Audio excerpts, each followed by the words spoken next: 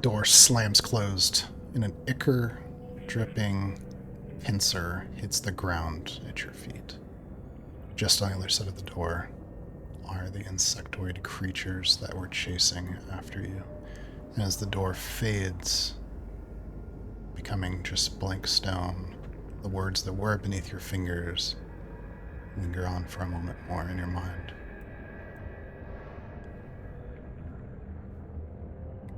Beyond this door, an angel in chains, enemy of the abyss.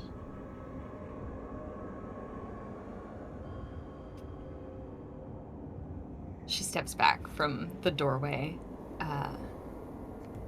trying to hear if she can hear anything left of that. She's pretty certain they can't follow her to this place. Like, this is, as far as she's concerned, this is a pretty safe place.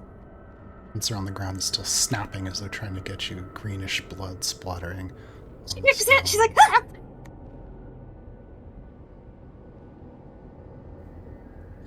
And the chamber behind you is dark and dilapidated. The last time you were here, it was filled with a warm radiance.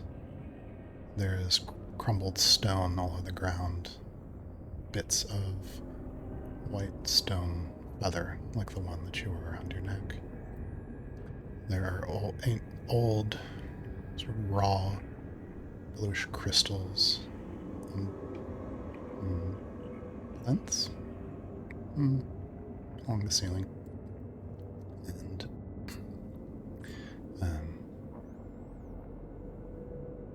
you know that there is no other way out of this room aside from the way that you came. And though you would expect to hear the sounds of the creatures scraping at the stone outside, it's not there because this place is a different place. She sort of lets herself calm down for a minute, taking deep breaths to slow her anxiety.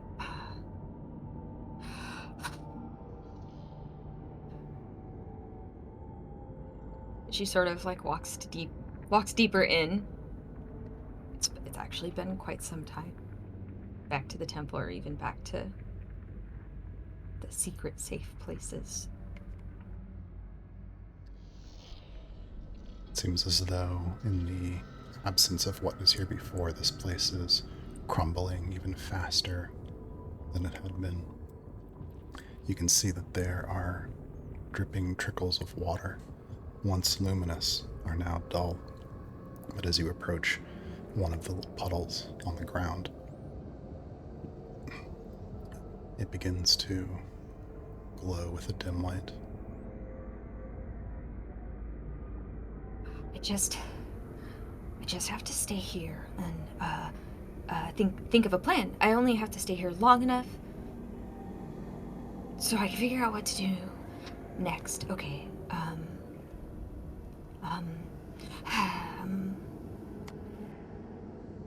She sort of like will just sit down and sort of like go through what she does have and counts on her fingers what in her head.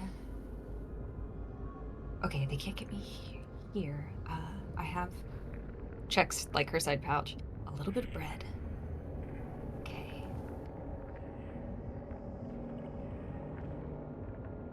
So you lay out all of the array of the belongings, supplies you have in your pouch, including a lump of like nut and fruit tangled pocket bread. Pocket bread. Oh yeah, I have vitamins. All right, Ava would be proud of me.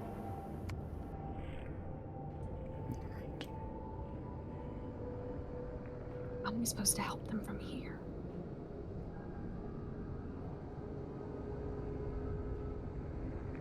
She sort of sits to where the trickle of water that once flowed is still sort of trickling, but like seeing this place falling to pieces.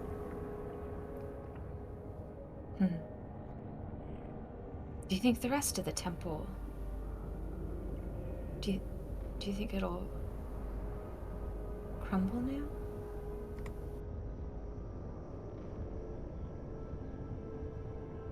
In your mind is a voice that says, there isn't much of me left here. And then going back to the other side.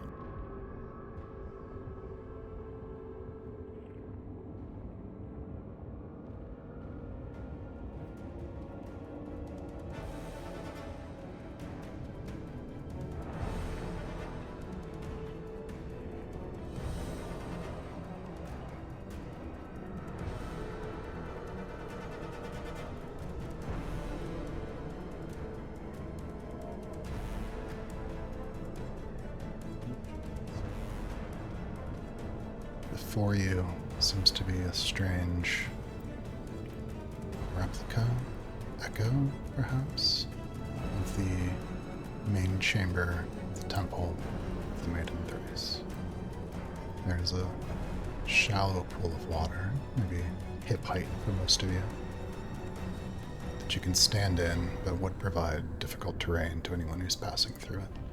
If you're a large creature, like Big Gabeth, Giant Gabeth, the water will not heed you.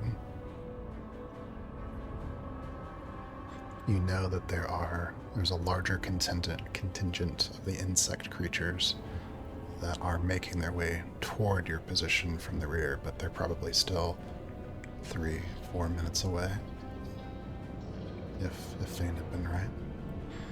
You've dragged the blood-covered woman Spruce with you after Willow had been decapitated by the insects on the stairs outside.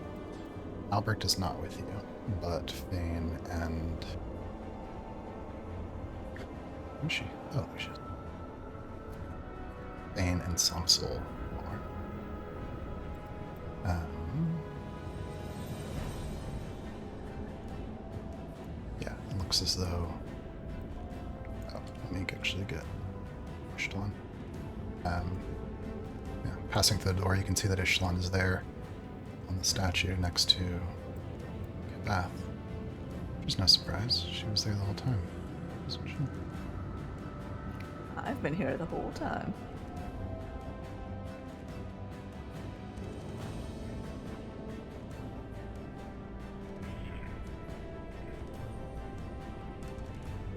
Oop, wait, that's funny.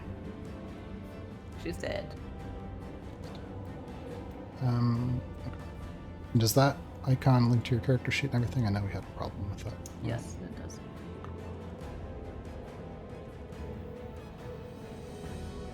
Am I like next to or behind?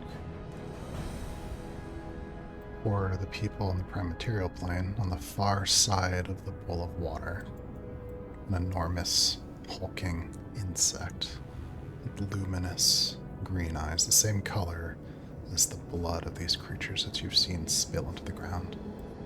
There's also a strange insect on the stairs behind it. This one seems as though its carapace is made of a different substance. It's not ruddy like the creatures that you fought. It's gray, almost hints of blue, and seems smoother.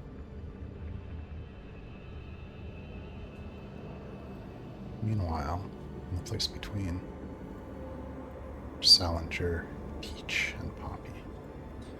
Much like the others, you see some strange reproduction of the Temple of the Maiden Thrice. Statues, a little bit odd. On the far side is a creature. Its head seems to be many writhing serpents, each of them with amethyst-colored eyes. Its body almost seems like shadow, but it's not shadow, it's something else. Floating in the air beside it is an enormous shark-like creature with a single central amethyst eye. It seems to move through the air with ease as one went through water. As the serpent-headed creature turns toward you at the sound of your approach, you see many serpent heads looking in your direction. They seem to fix onto Salinger. And you hear a serpentine voice hiss across the water. One who is seen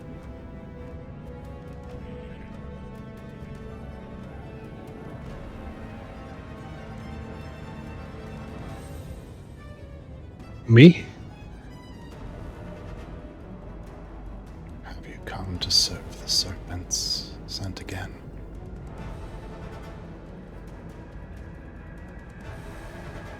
I feel like that requires at least a tiny bit of elaboration. No, I appreciate the talking instead of murdering right away. The voice comes again across the water. You have seen beyond to what has been, and what is, and what should have been.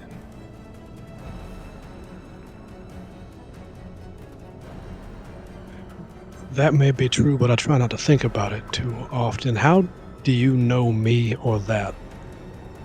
What? Who are you? Serpents fix onto you, and you see the most central of them kind of cants to the side, and curiosity or suspicion? You're not sure. And the voices all say, Harbinger, what is to be?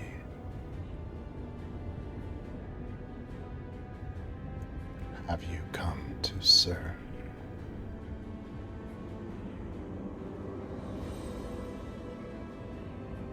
It's a complicated question when I don't know exactly what that entails. Serve in what capacity? Serve the future? Yes. Serve you specifically? I have no idea.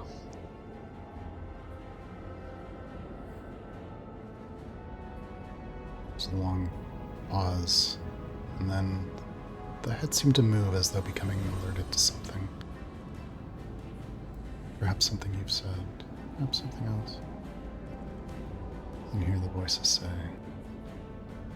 death is coming. I'd like everyone to roll initiative. I'm assuming this is civilization. Yes.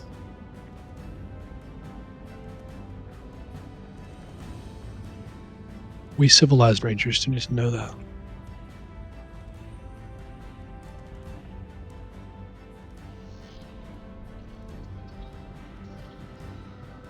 Does Peach have a moment to ask Sal if he knows at all what that person's talking about? She doesn't want to, yeah. Okay. Because not being super aggressive, but yeah, she'd, is that okay? Mhm. Yeah, she would, she's like, Sal, what is that person talking about? All the future stuff? She's just trying to get in your head. All right, they're just trying to throw you off. All right, you know who you are, you know when you are fine, you will do this. And take a bardic inspiration. Okay. Yeah, you can do that pre-initiative.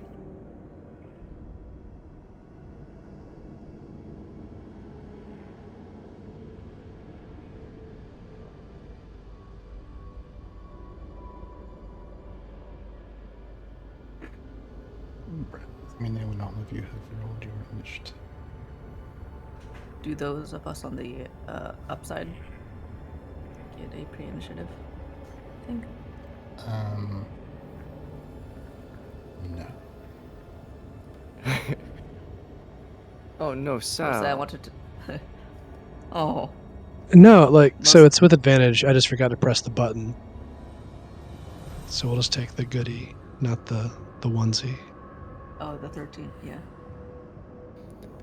Well, I mean, you could just match vibes with the creature. It's got too many vibes going on. It's a lot of snakeheads, man. Just mirror it. I just want one encounter where everyone rolls a crit 1, so they just spend an entire round staring at each other. It's a how is it the good, the bad, and the Yeah, the Jaws of the Harbinger actually rolled a 1, yeah, for initiative. Well, I'm imagining the end of Annihilation in the lighthouse. yeah, there's a montage. It's like 12 hours.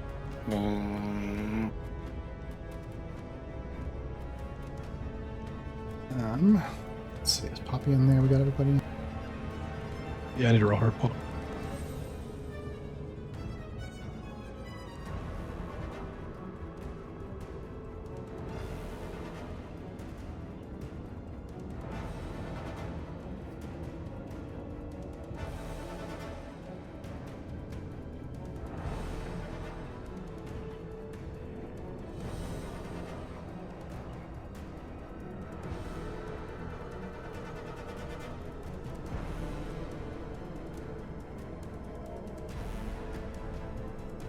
I cannot find initiative on her character sheet. There it is. Finally. Okay. No, that's Do you intelligence. have the initiative pop-up thing? You should be able to just click her and click it. Oh yeah, I can do that. I was looking on the sheet itself.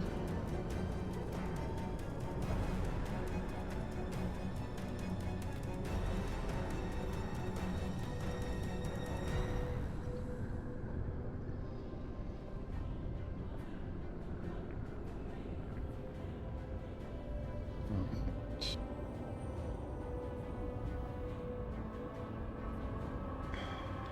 Did we have any natural 20s on initiative? Across the room, you see that enormous insect. Its posture aggressive. Its eyes fixed on you. Ishtal, use your turn. I'm pretty sure this is a hostile situation, right? No reason to think it's not. Okay. All right. I think seeing that Kibeth is large and in front of her, she is a little bit of annoyance. Is going to move over to there, or so. Shove Sam's all the way. Actually, she can't. Can she stand there for a minute and then move out of it? Yeah, you Like, can cannot she end momentarily shift it? Okay. Fine. Okay. In case she actually is going to hop down over here to get a clearer of the site. You feel the warmth of Casey as you step away. No. I should still be able to shoot her on this, right? Yeah. Like, it's not total cover. Okay. Yeah. And then, yeah, she's gonna shoot. You hear Casey mutter, "They put in a new pool." What the hell? Architect bugs. Gentrifying the temple. What are they doing? All right. So I believe. I'm gonna use my reaction, and Doc says, "I think I can get the big one if you guys can get the other one."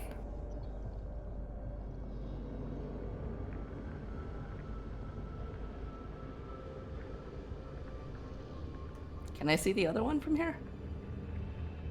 The stairs behind it are elevated, and you have sharpshooters, so I think you probably, yeah, you can see a little bit of it.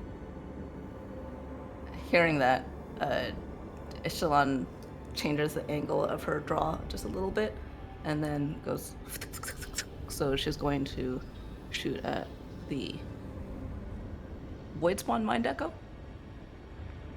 Yeah. This is sharpshooter. She has advantage and also element accuracy. She's gonna do sharpshooter on this, or sorry, sneak attack on this, and I think she'll do favored foe as well whenever she hits.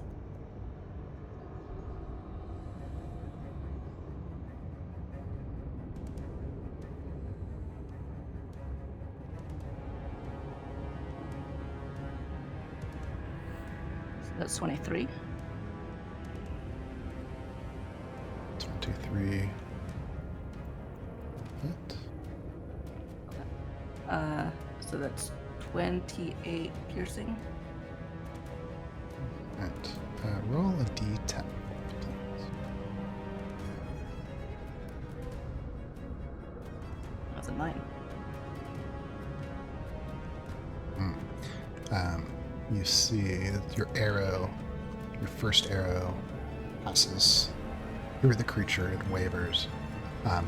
That image vanishes, and it's standing a little bit to the side. I forget what it was. And How much does displays that by- mean? Go ahead. Sorry, go on. The ability on it fades. Okay, so does that mean the sneak attack and favored foe, etc., has been spent? Has not been. No, has not been spent. Before the damage. This weapon. She mutters under her breath, draws again, shoots again, keeping all that same stuff. He's a little to the right.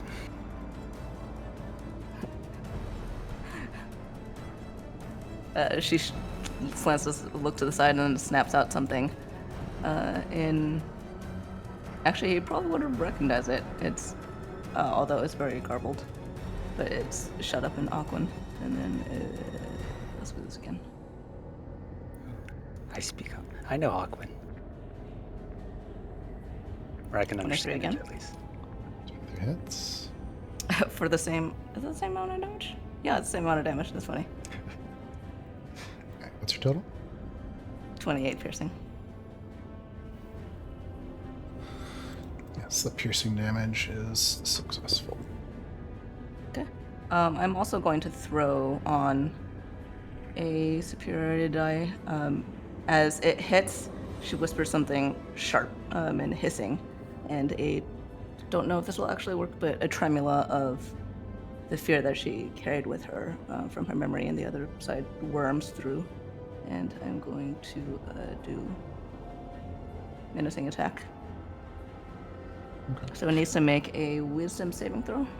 If it's not immune to being charmed or frightened. It is not immune, but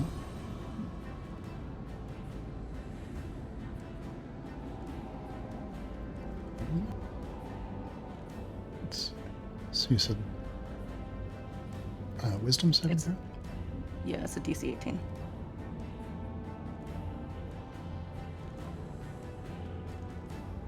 Ooh, damn. Close. That looks like it'll pass. Okay. I will still add the die damage from that.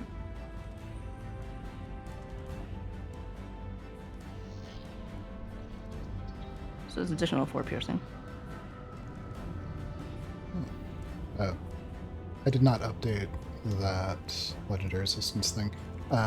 It does not just have 4 uses, but the bonus is only +7. So -3 on that would make it a 21. Is that still? Yeah, that still passes. Right? Yeah, it still passes. I didn't update that character.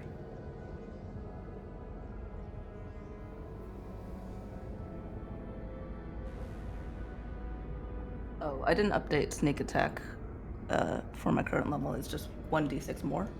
Can I just roll it now? Mhm. For a total of 1 more. So the total would be 33 points of piercing. 3, this is my 3rd shot.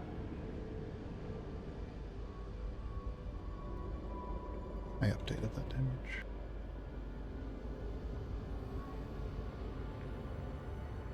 Can I actually take a moment? Can I do a bonus action in between my attacks? Yes. As she realizes that, well, okay, so she casts Hunter's Mark, basically, and focuses a little bit more, arrowing in on that as her 3rd arrow follows. You know, you can do that before your first shot, right?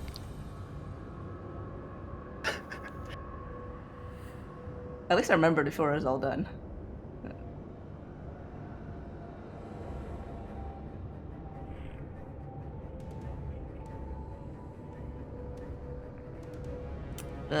Uh, 17, I believe that would be. 17, Oh. unfortunately, as it flies in, it skips off the creature's armor.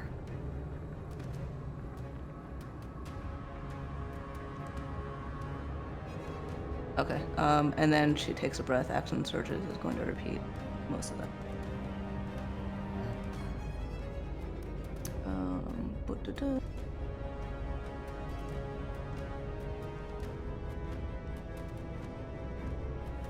That's, sorry, the first one was 16, but I missed it, 18. I'm going to add another combat superiority, this one precision, as it. So that would be instead 25. Instead of So- 17? Yes. Hit.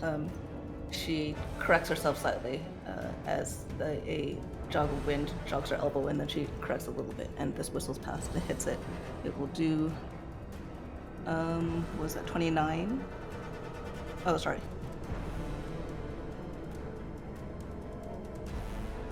Yes, okay, it'll do 18 piercing.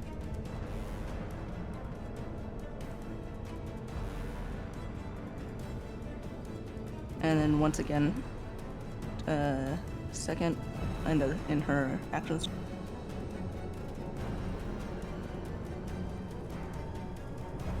$22. Okay, so that is 25 piercing.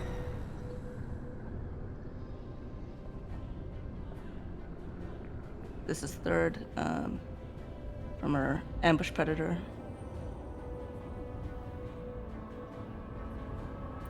Casey's gawking at her a little bit as she unleashes this flurry of arrows. This is once again going to be another combat precision attack that she adds.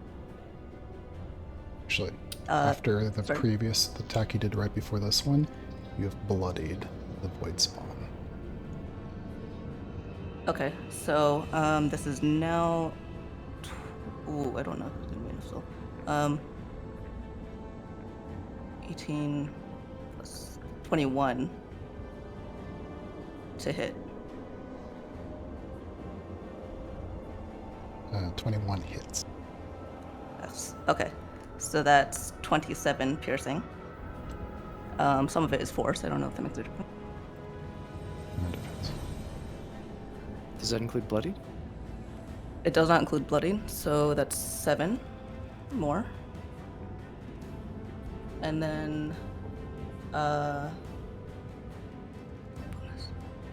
Yeah, okay. And then 1 more for bonus cunning strike, I believe it is.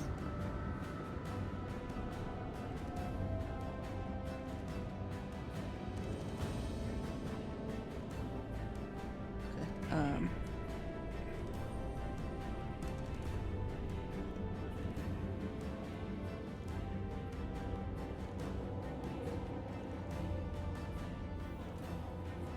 So 25 for another 19 piercing. Also successful. Another arrow sticking itself in the creature. There's greenish blood splattering out onto the stairs. She runs a finger on the precious few arrows left in her quiver, grimaces, and then will quickly retreat back up to here. Well, I was going to talk to him, but it's kind of late for that now. Didn't work out so well for Peach that first time. I don't recommend it. On the other side, Salinger.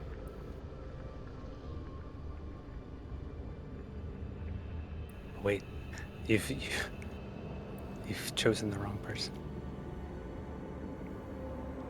Did I?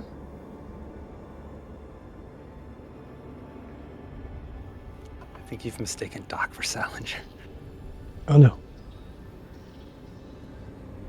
Oh, I've got 2 Salingers on my. I see. What's your real initiative? What's your initiative? I'm guessing the 10 because it said the 15 was a 1. I see Doc is 19.14 and Salinger is 15.14. Let's have Sal be the Okay. 10, though. Narratively, that put you before me and Poppy, which would make the beats of the story better. What did you roll for initiative? I rolled 10.14, realizing I was supposed to have advantage because I was in quote-unquote civilization.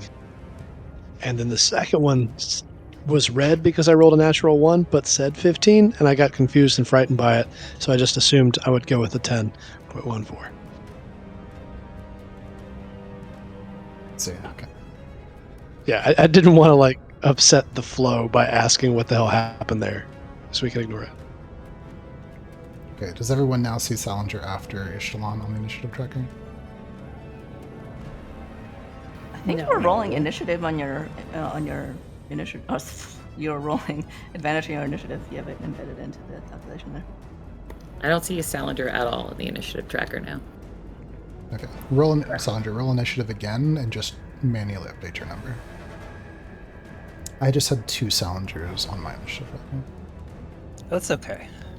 That's fine. 2 Salingers is fine. We can have them attack twice. Let's add an extra Poppy, too. You've got this, Peach. You're doing great. Okay, I did it. I'm on there. Okay. Doc, you're up. Casey, upon hearing Doc, uses his reaction. Says, Doc, if you can get him into the water, he's snapping his fingers, and this blue energy is appearing between his fingers, but not quite. He's like, if you can get him into the water. And she looks over and is like, okay, And she goes running forward, casting a spell on herself as she runs, putting sanctuary over herself. She then looks at the creature and begins looking like she's prepping for something, in addition to what she's already done. She's like, I just need it to, if it gets hopefully closer, but not too close. And she's going to hold her action as she stands there looking at the creature.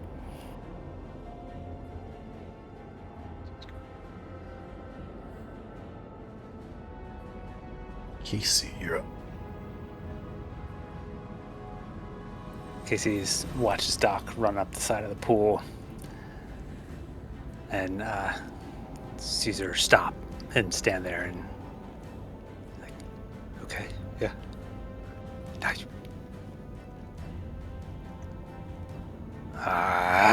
And he kicks off and starts running to the right around the side of the pool as well.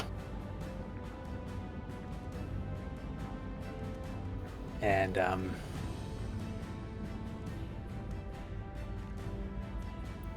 he's also going to hold his action, so he's just going to run along the side of this pool here. One question though, Chris, the walls along the side of the pool, does this have any sort of height to them? Just a few inches above the water. Okay. Yeah, he's going to run along the side of the pool there and hold his action as well. Real Salinger. Turn. The real me. So I'm in initiative, but it isn't trying to murder. But it said death is coming. So I'm a little confused and conflicted. So Sal is doing kind of a double take, look back and forth, and decides to start approaching while talking. Not drawing a weapon. What do you say?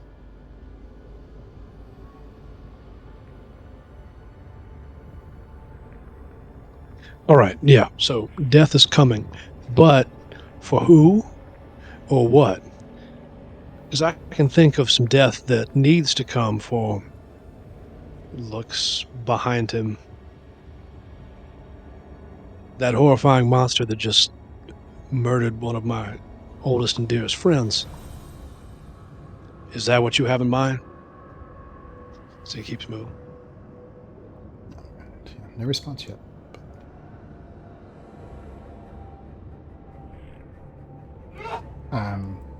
Do you want to hold your action? Actually, Take a don't- dodge action, oh. just in case. Definitely hold an action. Like he'll hit something with a hammer if it makes sense. And on my screen, I have you marked as bloody. Is that still true? No, the red dot should be gone. I asked at the end of last session if I had more than a minute or so I used that Dwarven Fortitude that I renamed to roll hit dice to regenerate as we walked up the stairs. Awesome. Esmond Clockrite. Yeah, we're gonna get a little... Let's get a little weird. It's been a minute. Esmond's going to run alongside the pool, following in Ava's steps.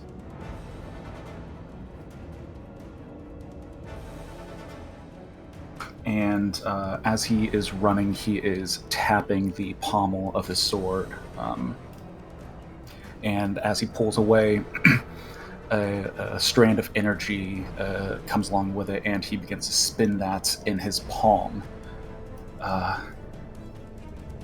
As he does, wind and energy begin to kind of blow around him as lightning begins to spark a little bit from his eyes as he's looking directly towards these two creatures in front of them. And he says, "Let us through. We're finding Araya now." As this energy is building around him, a similar energy is building around the two creatures, becoming larger and larger, however. As they become encompassed in a storm. I'm casting Storm Sphere at 4th level.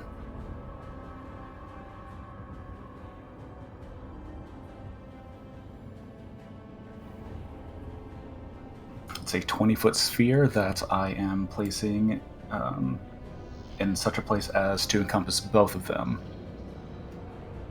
So 20 foot? Yeah, you should be able to get them both quite easily. Yes.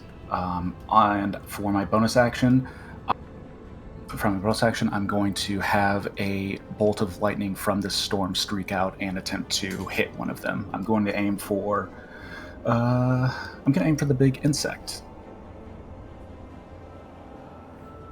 Okay. Let's see. What are the effects of being in the sphere? 20-foot radius sphere of whirling air springs into existence. Center and point you choose. Sphere remains for the spell's duration. Each creature in the sphere, when it appears or that ends its turn there, must succeed a strength saving throw or take 2d6 bludgeoning damage. So they both have to make a strength save, DC 18. Okay. Yeah, no legendary resistance for the save against this because it doesn't have any effects.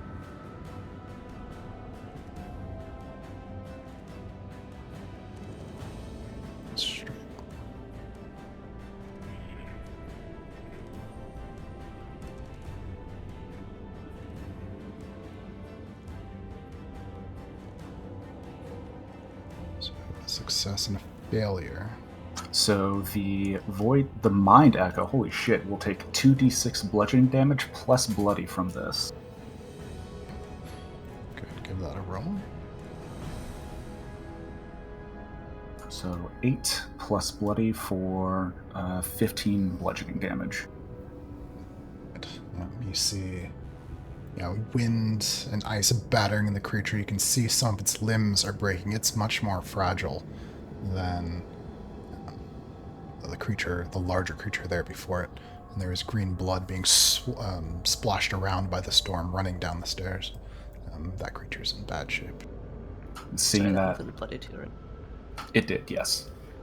Seeing that, Esmond is going to, his eyes with lightning still sparking from them, he's going to focus on the Mind Echo bonus action, try to hit it with a bolt of lightning from the storm.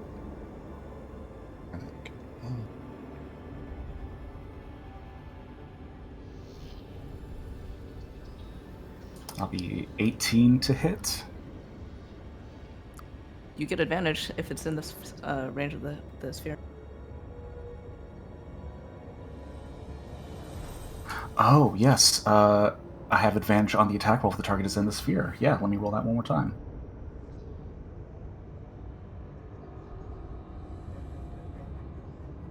Well, okay, so 18 to hit. As it turns out, an 18 hits. Alright, so that's 46 lightning damage incoming.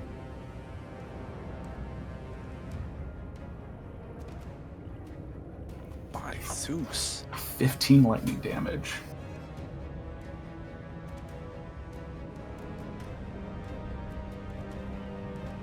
Esmond Clockwright, tell me a story. Yeah, the wind and energy that's whipping around Esmond, a similar situation is happening on a larger scale over on the other two. As the storm is picking up, the Mind Echo is getting whipped and blown around by all the loose stone and statues in the vicinity. And as Esmond sees it's just losing its balance, he focuses and a bolt of lightning strikes through, catching it in the mouth and shooting out its backside.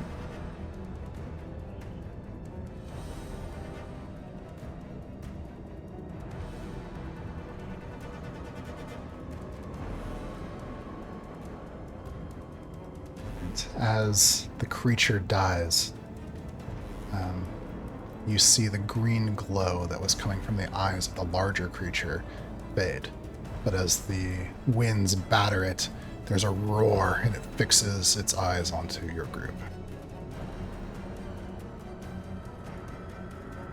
Oops.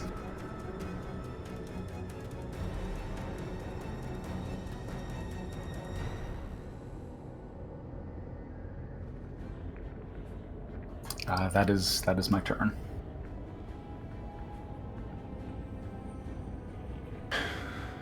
Yeah, you see its many sheets of carapace and scale begin to ripple as like the hair on the back of a dog's neck standing on end. And the creature begins to move, lumbering toward you, splashing at first through the water. It first has to take or make a strength save.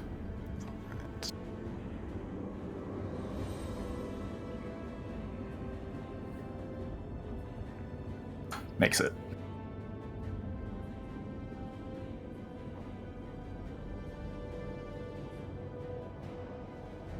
The sphere is difficult terrain for whatever that's worth.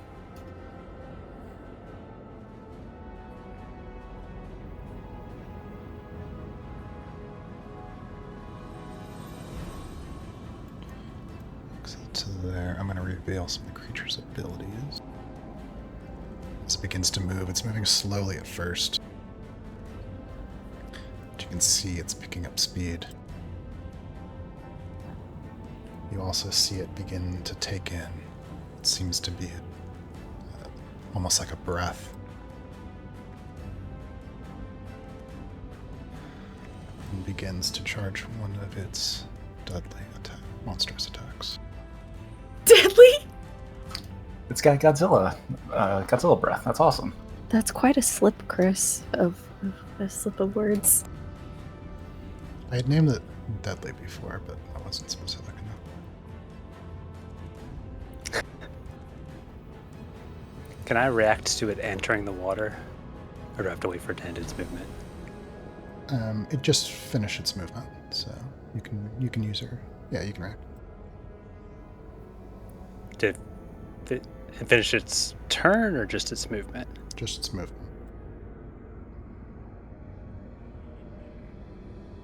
Casey places his hands in the water, speaks a low word in Ignan, and waves it around and casts Shocking Grasp on the pool of water. All right. You cast Shocking Grasp into the water, like that. Lightning arcs out through the water itself.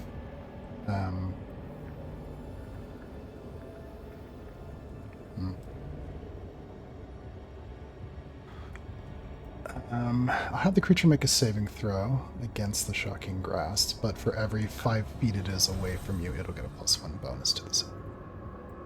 For attenuation. Okay.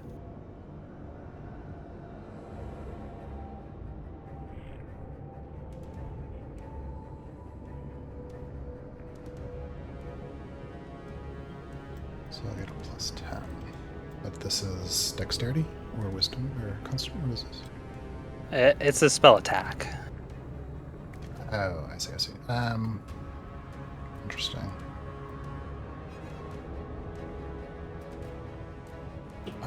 Then we will reduce the damage by that much instead. So it'll take 10 less damage. Okay. So that will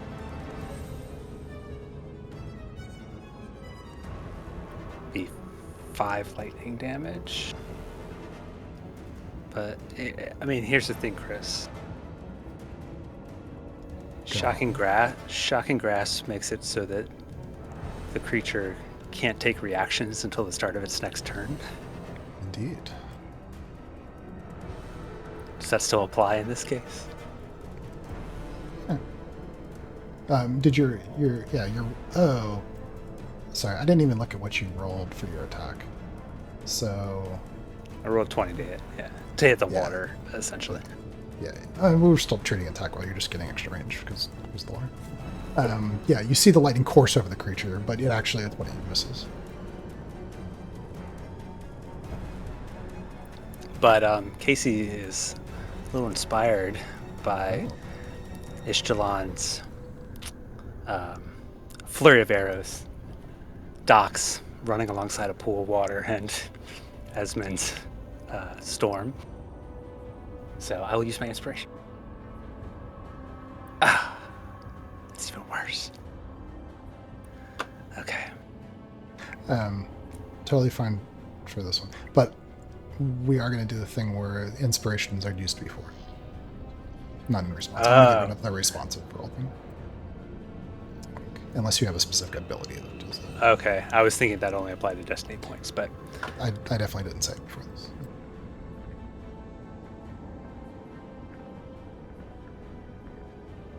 Wait, question.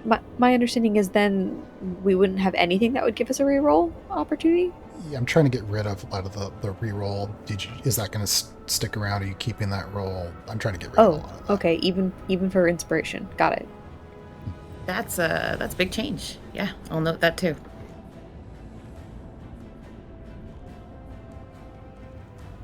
Okay, so anything else? You see the lightning courses over the creature, and you realize you could potentially hit it and hurt it, but the 20 doesn't quite do it. no, that's my reaction.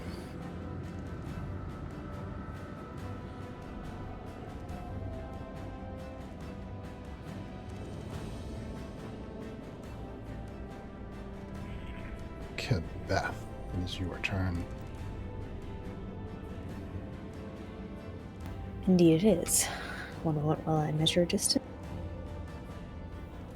Ooh, look at that. I can don't have to use my bonus action to move forward. Instead I will use my bonus action to cast Divine Favor again. Which I think can I cast it at second level? Let me check.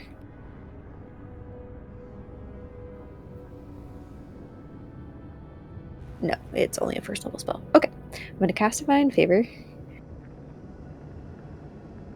And then I'm gonna run.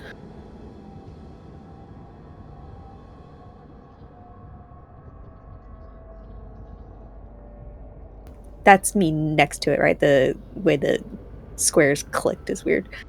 Mhm. Or is that me next to it? We'll use the art for the creature, so yeah, right there's good. Okay. I have got my sword ready. And I'm going to yell at it and say, "Hey! I'm over here!"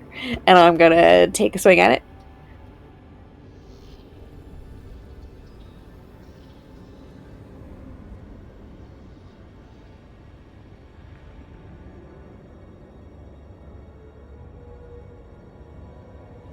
Okay, this one. Oh, for the love of Oh no. So in exactly the circumstance, the perfect encapsulation. Yeah, you swing your sword at it. It's charging forward, and one of its big limbs smashes into you. You are knocked prone onto the ground. You mean underwater? Underwater. Splash. Big wall of water is flying up onto the stones nearby. Roll 2d8 for me, please.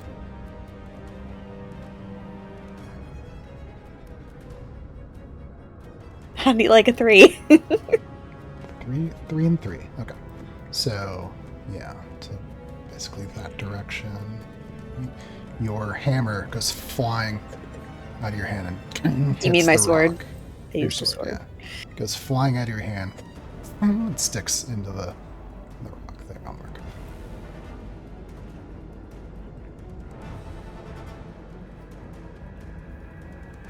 Okay. It's a sword, right? It looks like a sword. Sure.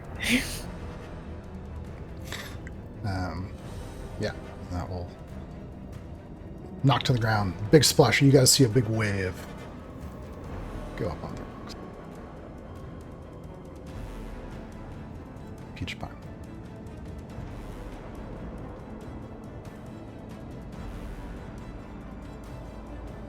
Uh,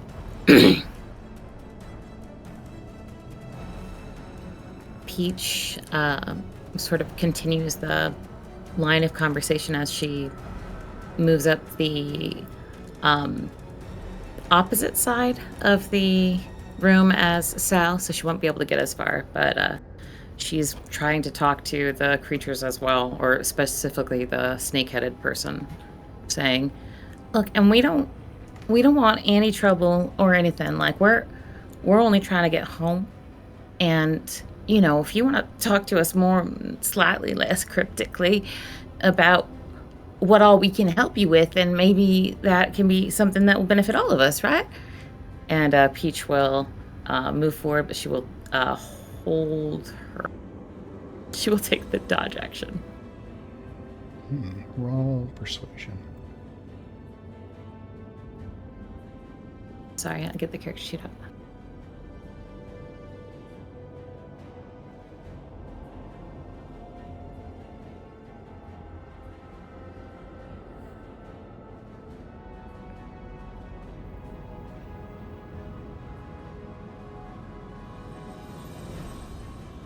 Ooh, that's a 31. I'm very persuasive. Yeah, you see some of the serpent eyes fix onto you, and there's a slight glow from within. They seem to, almost as though, not noticing you, but paying attention for the first time, seem to be studying you. And Peach moves to roughly there, just the 30 foot. Anything And else? she'll try to catch Sal's eyes across the way, but doesn't expect a response, and just goes makes a shrug. That'll end her turn.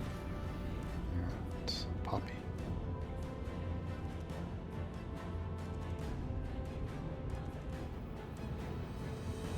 Poppy is just going to follow Peach, keeping a low posture, not looking aggressive.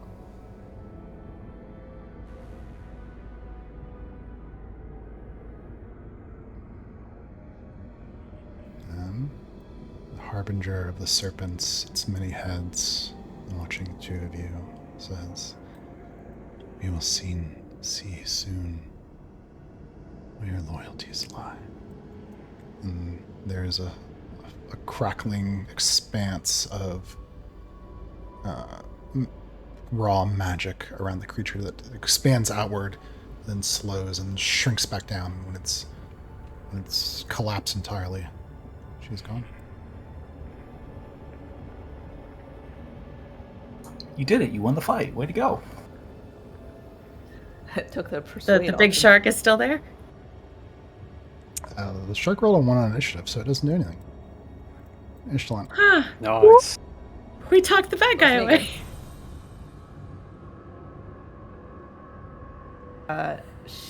Ishtalan steps out from behind and is going to repeat, with not quite as many arrows this time. She will use Favored Foe on this too when she hits. And...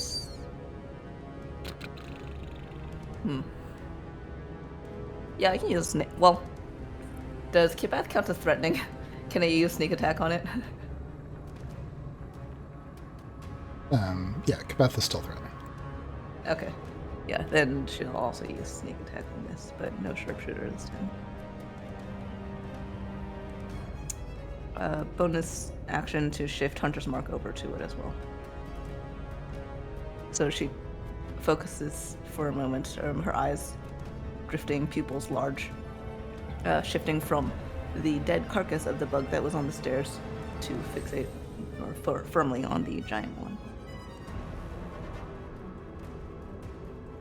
So actually, question about refreshing combat superiority points, combat maneuvers. Does it do just one die, or does it refresh all of them? For one is one. One is one. Okay.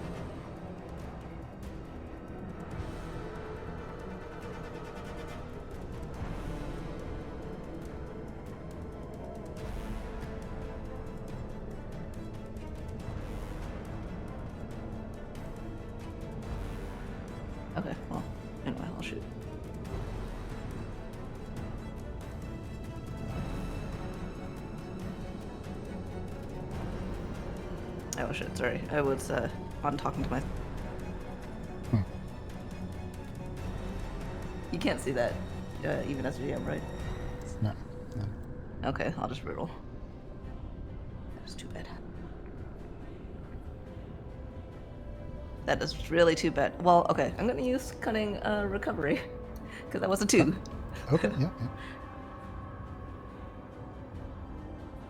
Oh, come on. Are you sure I can't just use the one that I can screen cap? No, that's fine. It does have to. Okay. I will spend a destiny point or a wisp. Yeah, I'll spend a whisper to recover a common maneuver to add precision attack. Alright, sounds good. Yeah, as your arrow flies and hits the creature's armor, it bounces off, hits the water right 20. next to Kabeth's head. Kind of spears through it. It's a 21 to hit. 21 hits the creature's armor and also bounces off the arrow, going up and hitting the ceiling. This was just a single arrow, but Oh, sure. she grits her teeth and is going to try again. I wish I had some plus.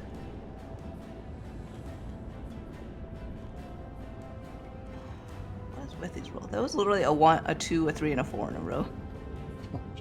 Oh, don't Yeah. take all the bad rolls. No.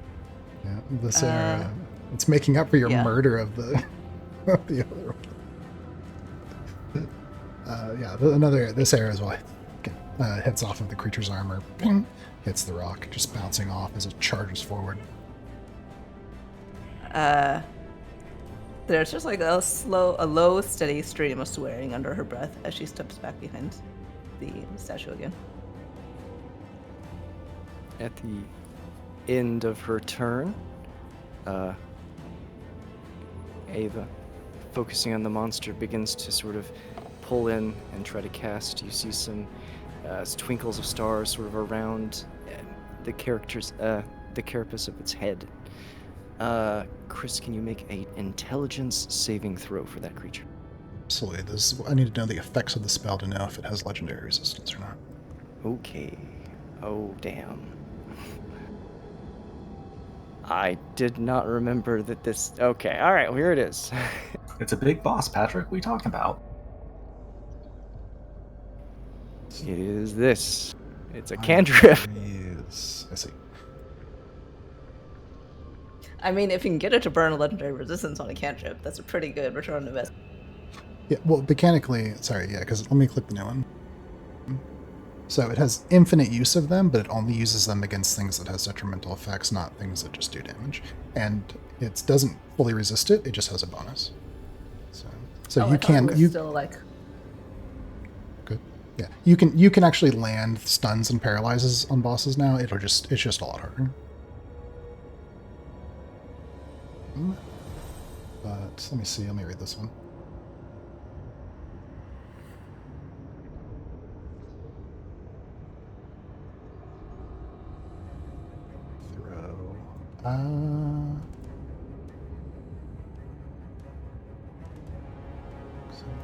Yeah, no, actually.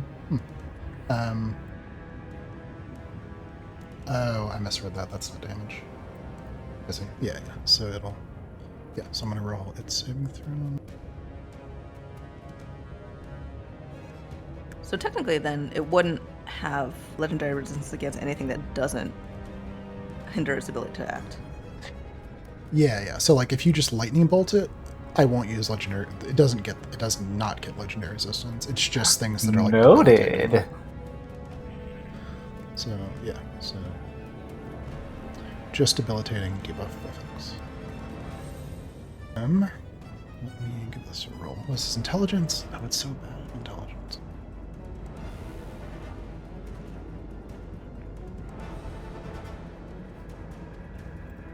And so we'll add 7 to this number. Okay, so 13 plus 7, 20. Which is 1 above. 2 above. Yeah, it's 1 above. Your cantrip fails. That's not good. It's a good cantrip, though.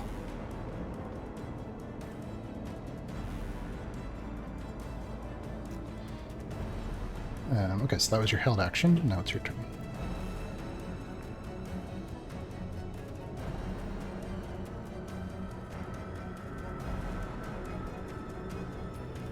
Damn. All right.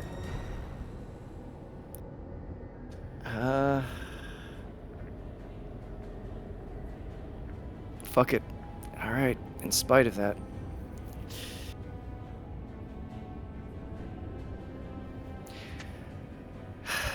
Yep. In spite of that, I guess she'll try. Oh, is that red circle for your hunter's mark? Yes. I'll get rid of the other icon. You hunter marked its butt? So rude. It's a big butt. What can I say? It's a bug with a big ass. Right in the thorax. Oh, sorry, I'm just trying to debate on whether... on how stupid this would be. Go, stupid. Go, broke. Let's go. Alright. Such a Doc thing to say. Okay. Yep. Chris, I'm gonna use...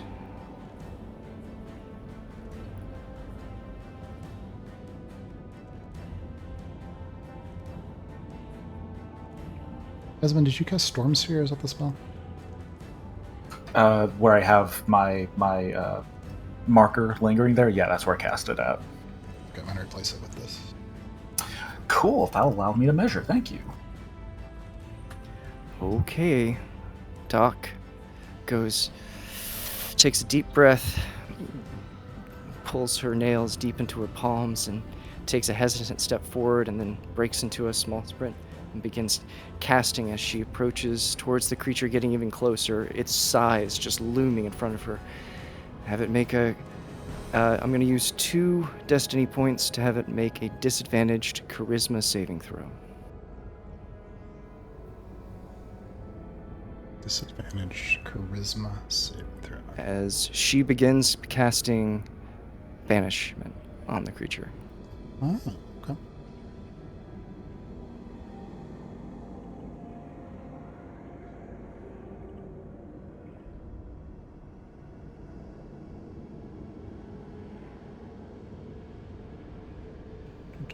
So the disadvantage will make it a regular Christmas save. Which it will. Okay, and we'll add 7 to this roll. So that makes it a 19. Oh, but she's going to use her reaction to cast Wheel Oh. to see if she can change this. And I think I can. Here, hold on a second. It is... Well, One. hang on. You still get the advantage, right? I think that was worth advantage. Or that was Oh, worth sorry. I disadvantage. meant for the Red Sand Destroyer. Well, it balanced out because it was disadvantage and advantage to just be regular. However, I just realized you can't use a reaction to the reaction to a spell that you're casting. Like, you are in the midst of casting the spell, so you cannot use a reaction. So the same reason you can't counterspell a counterspell against yourself. Oh. Okay. Dang. So much of this was different than what I mechanically than what I thought. Yeah, it's, I guess, one away from a failure. And she just, I guess, watches as it Spell fails. builds and crumbles. She's gonna try to use some of the movement to, let me see how much I have left. She's gonna try to move to get a little bit out of range if she can, realizing, oh no, it didn't work. She can't really. She's able to move over just a small amount. I think I might be able to move over one more. She shouts, "It's really strong. It didn't work. I can try again, but it didn't work." And that'll be the end of Doc's turn.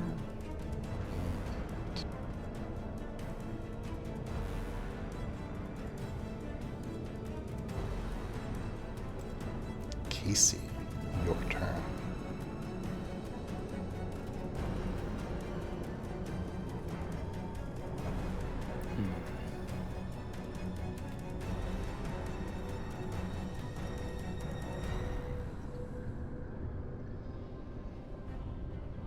Cabeth's in the water now, too. Yeah, I mean,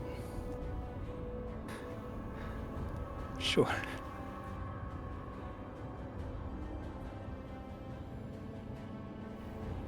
Yeah, Casey seeing Cabeth splash into the water and fall over and stuff, he goes, kicks off, runs further down the edge of the pool. And as he does, he's waving his hands in a fluid motion, and gets up to this edge, kind of slides to a halt, and throws his hand across the water, and this ball of energy rolls along the edge of the water and hits right where the creature's forelimb is and freezes into ice. As he freezes this spot of water, the water turns to ice around its foremost limb. Will it be strong enough to break out? We'll see. Yep, good. Doesn't that count as being part of the creature? oh, it's unoccupied space. Provided there are you're no right. creatures in it. You're absolutely right. That'd be an easy way to fish, but Let me rethink. I like the attempt, though. Yeah, roll a...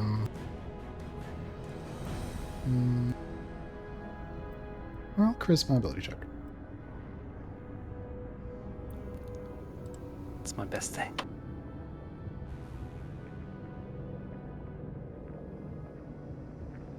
Ah, 14.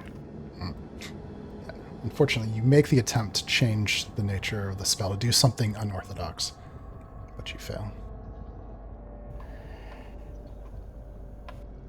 Fair. Casey will move a bit away from the water, bonus action dashing to get that movement. All right. That'll be my turn. Salinger.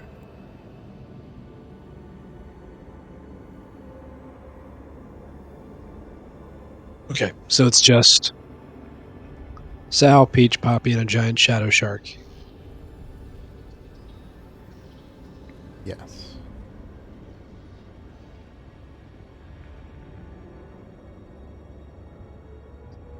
I'm going to treat this giant shadow shark the way the protagonists in the first Jurassic Park film treated the T-Rex, and just hope it doesn't see me moving and try to walk past it.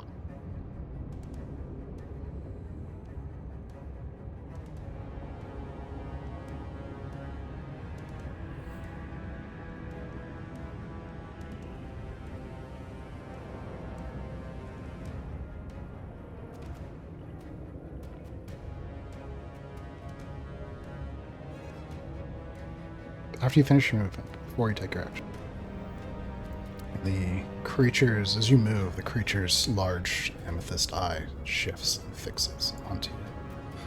It's definitely noticed you. It's definitely watching. It hasn't taken any motion toward you. However, just as you feel it's see it growing larger as you approach, its eye leaves you, moves toward the door, like the archway of the temple. And there's a sound, strange, bestial that comes from it. And you realize there's someone standing in the doorway.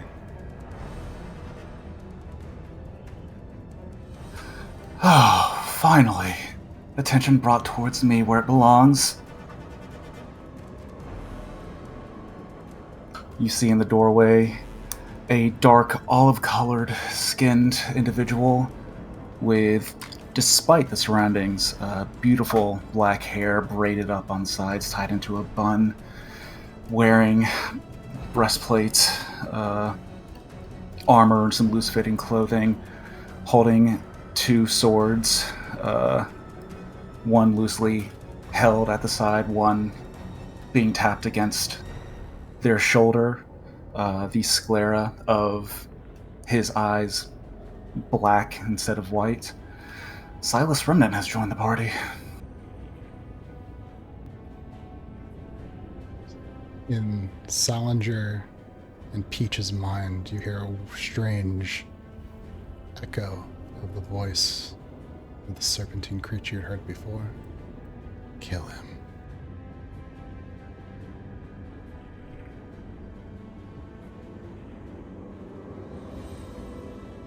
What is happening? And that's what I understand. Holding action or dodge? Yeah, holding action, looking nervously back and forth between the shark and the handsome yet dangerous person that just entered the room. That's 1 o'clock, right? And roll initiative. Just a moment.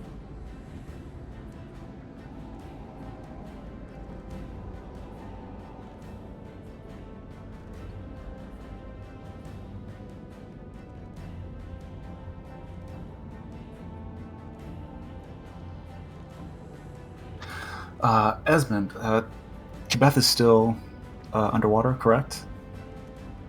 Well, I wouldn't say underwater. She's But she's in the water. she's That's lying fine. It's fine. Esmond is going to dash up and, noting of Kibeth in the water, while the creature is still within 60 feet of the center of the sphere, he's going to use a bonus action to try and hit it with a bolt of lightning.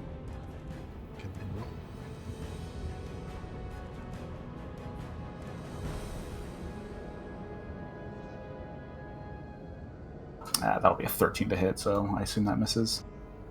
It just cracks against the armor and diffuses along the surface. Okay, Esmond will run up his full movement, 35 feet, and hold in action, and that will be my turn. Actually, roll a d10. Tell me if you get over a 10. Roll d10, and if I get over a 10? Mm-hmm.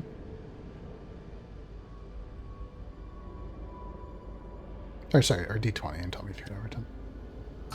Okay, hold on, let me re-roll that. Sorry, yeah, that didn't make sense. I got a natural 20. Excellent. Roll damage.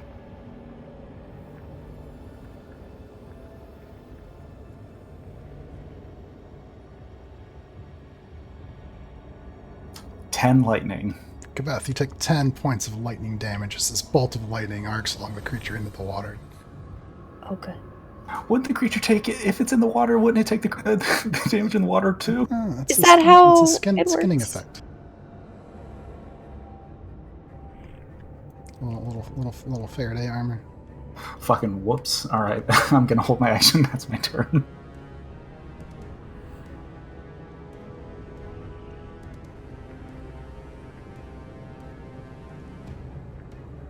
All right. The creature continues to move. It's gained 10 movement speed. Once it's if it's heading, is it heading in our direction? Once it is within 30 feet of me, I'm going to use my reaction to release my spell. Well, you have to do it when it finishes its movement. Oh, that's right. Okay. Amusingly, it's just short of being able to reach you, Esmond, but it does smash into Ava. So, Ava, you take 10 points of magical bludgeoning damage. Oh no, is that an attack? It is not. Well, for the purpose of what? The sanctuary. No, it is not targeting you. Oh, that's nice. Okay, so how much? 10 points of bludgeoning? 10 points magical okay. bludgeoning damage. Alright, jeez. Oof. And you are knocked to the side a little bit. And you can see it's going straight for.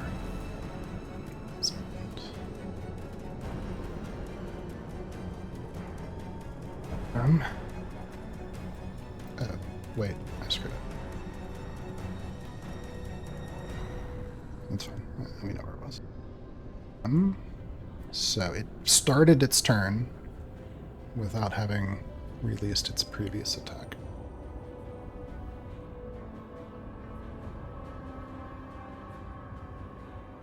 It looks like Peach got bumped out of initiative. Should I roll again? No. No, I still... Oh, I must delete the wrong one. I still have you in initiative, but it's probably only on my screen. Go ahead and roll again. Okay. 9.16. Yes, Sal reads 15 initiative for me again, too. Cool.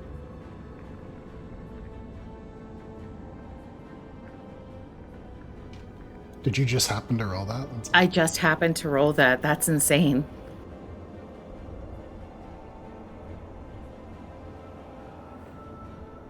Why is it that the weird luck happened at this point? All right, all set. Thank you.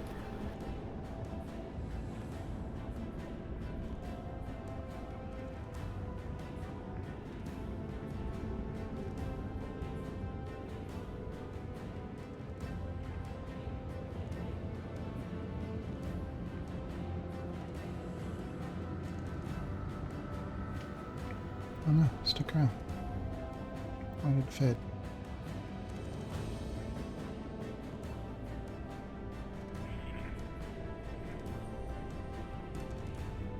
Why isn't that? I can't move. Oh, there.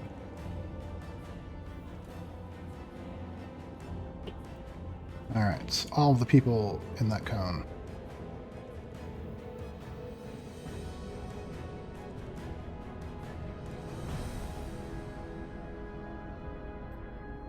Which one we do? No, but I had to roll the damage, it's not. Oh. No, I'll just use that. Okay, I need all the people in that cone to make a DC 18 Constitution saving throw, please. The creature was not, strangely, did not take damage during that entire turn, so it does not have any hatred built. Does the statue provide me any cover? Or anything? Yeah, it'll give you advantage. Excellent, thank you. Oh, after you resolve this, I did want to go ahead and use my reaction to release my spell. Yes, after this.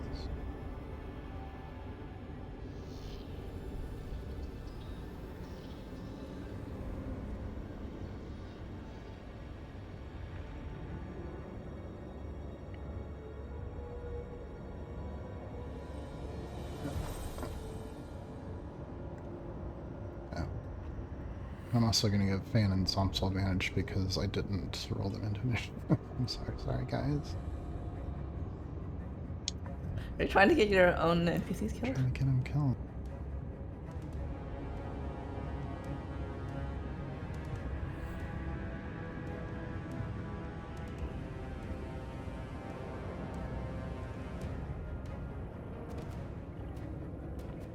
Dang Fan. Can roll Willow Hit, too. Well,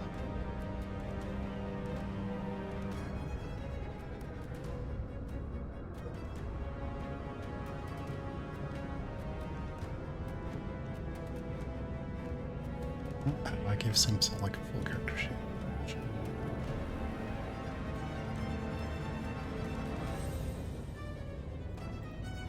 Okay.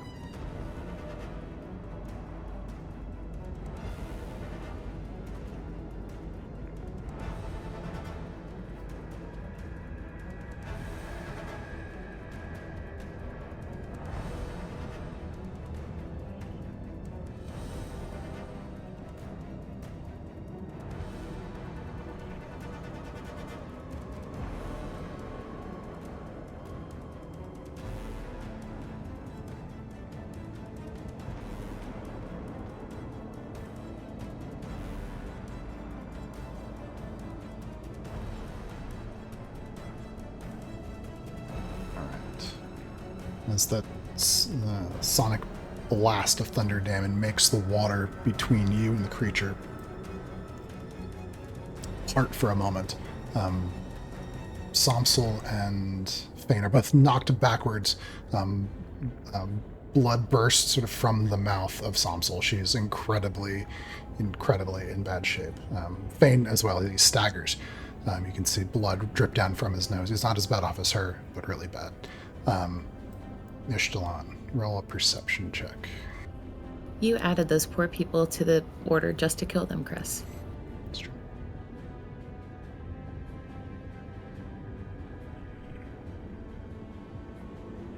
$34. 34. Your senses are keen enough that out of the corner of your eye, you see Spruce explode. Who is Spruce? The woman from this. You see a woman Okay. explode. You don't know why she was there. No, it was one of the people from the wagon. A truly precious And- NPC who you remember. What a response! Holy shit. We can all aspire to that level of tree. character commitment. Yeah. Blood splatters all across that area for a minimal description of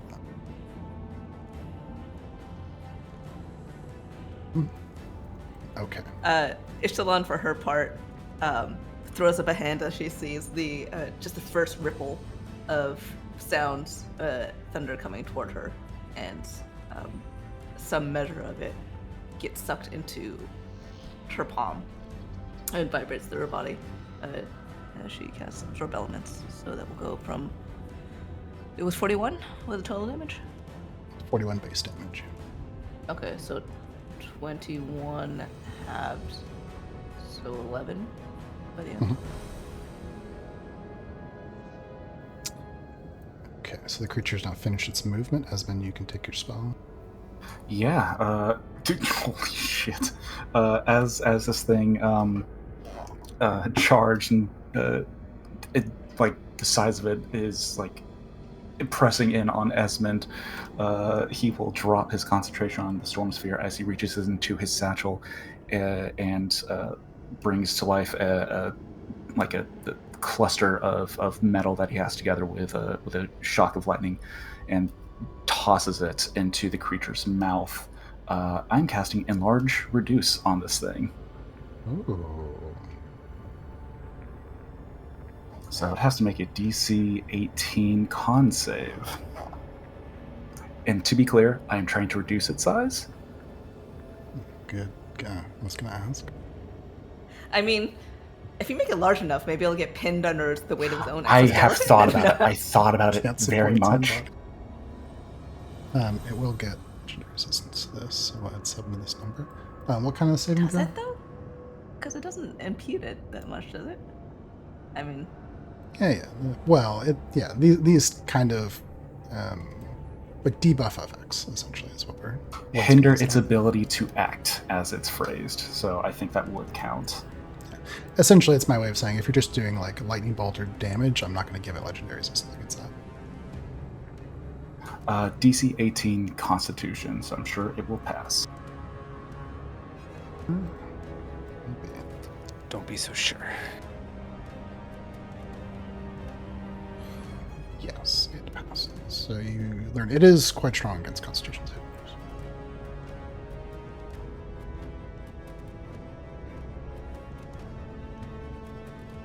throws. Okay, I've marked my spell.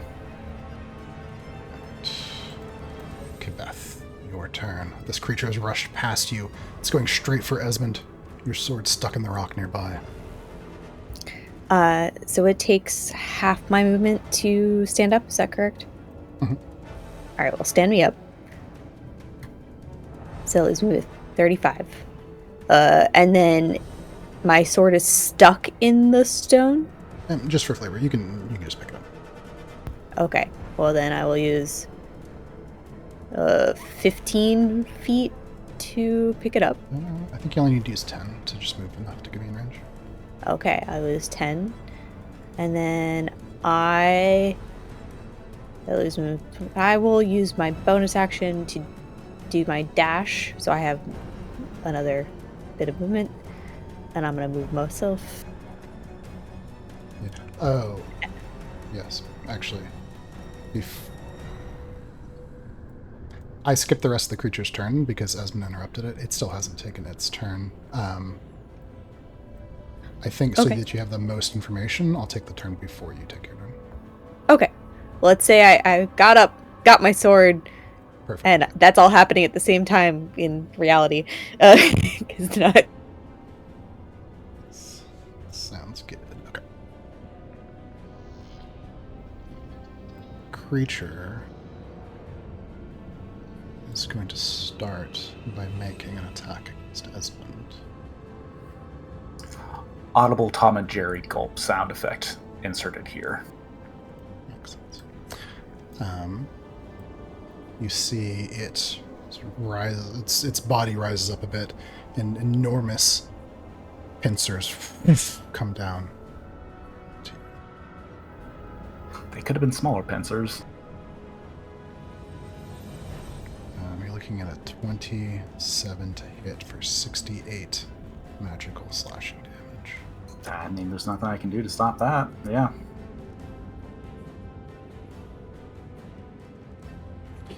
Yeah, but you're right there as you see these massive pincers grab onto Esmond.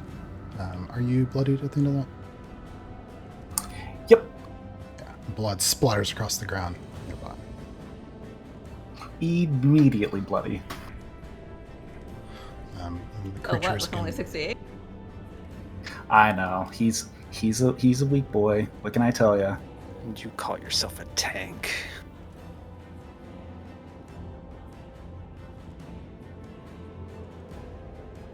So the creature is going to begin to prepare another one of its monstrous attacks. Oh wait, no, I'm right in his mouth though. Don't do that.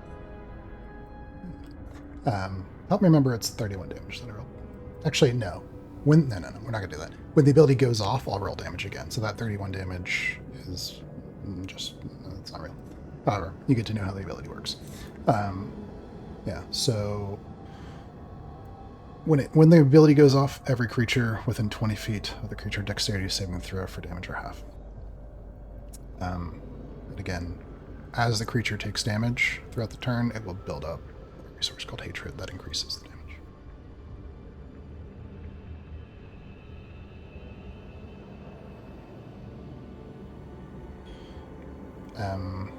I have an important note here. That's 20 feet from basically the edge of the art. So, like it'll be the creature's body plus 20 feet, if that makes sense.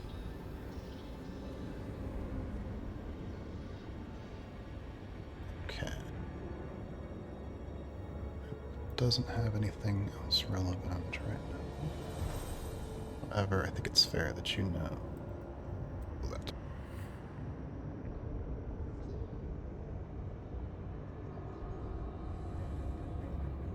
Okay, so that will end the creature's turn. Kabeth, now your turn.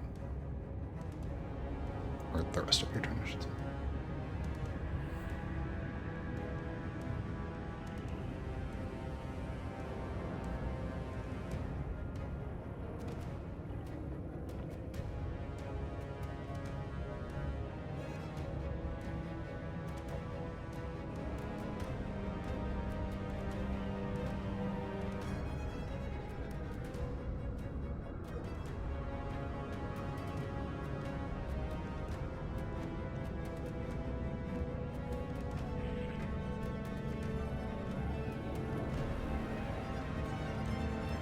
Oh yeah, and I totally messed up the last one. I'm supposed to roll a d8 after each player turns, but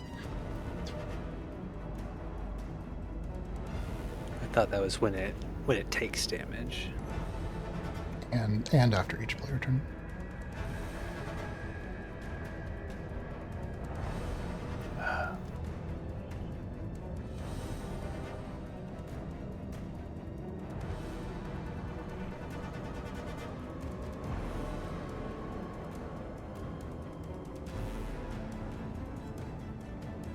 Is Ellie okay?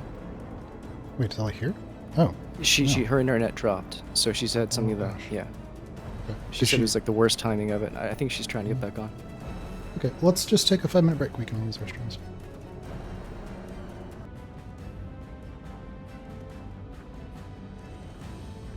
Alright. Kabeth, what you saw was the creature release a burst of noise from its mouth that went southward across the water, basically parting it open and hitting everyone on that side of the room.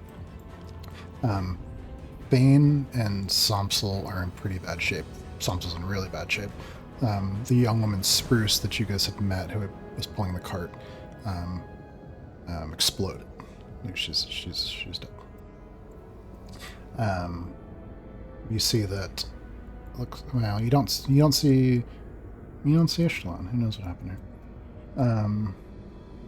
You saw the creature then move, smashing into Ava, kind of knocking her to the side, similar as what happened to you, and it brought its pincers to bear on Esmond and clamped into him, and there's blood all over the ground. He's in bad shape. It's still alive. And also the creature began to charge up and attack. And just as a brief thing, it's going to charge that attack. Each time it takes damage, there's a chance that the attack goes off. And each time the creature takes damage, the attack gets stronger. However, this one only affects 20 feet around the creature. So if you're outside of 20 feet when it goes off, you do not take damage. And the creature is sentinel. Okay. Well, I'm gonna run over here using my bonus action dashing movement. Can I move it here? Mm-hmm. Yeah. Does that work? Okay. I want to be as close to Ava as I can. I had plenty of movement. Oh, and just to remind, the 20 feet is measured from the outside of the creature's art, not the center of its body. For the attack distance. Okay. Is that how I should measure since I take up 4 squares? Yeah. So we basically, I don't want a situation where the area of effect of your spell is smaller than you, right? Because that's the problem. So yeah. So if you have something that's like 10 feet around you, we'll measure from like 10 feet of you. Okay. But like, so it makes sense if like for movement, I should be measuring from an inner corner of, because it doesn't like give me an option to center on my character. It just centers to a square. So like when I measure for running, I center it on one of the inner corners since that's where I am. It doesn't matter for movement as long as you measure to the same square. It does. So like, it changes. It doesn't as long as the destination square of your body is the same as the one that left. It'll still be like, so if you do the lower left corner of your character, you should measure to the lower left corner of your character for where you land. Oh, it's more confusing when you take up 4 squares. I understand what you're saying. Yeah, it'll be. I promise it'll work if you do that. So like even if you use center of the square, as long as you measure the square on their character and you place that same square the place you measured to, it will work out. Got it. The problem is it doesn't always default to the same one, so I have to like be conscious of that. Okay. Otherwise it screws me up. I could be like 5 feet short and not know it. Anyways. Okay.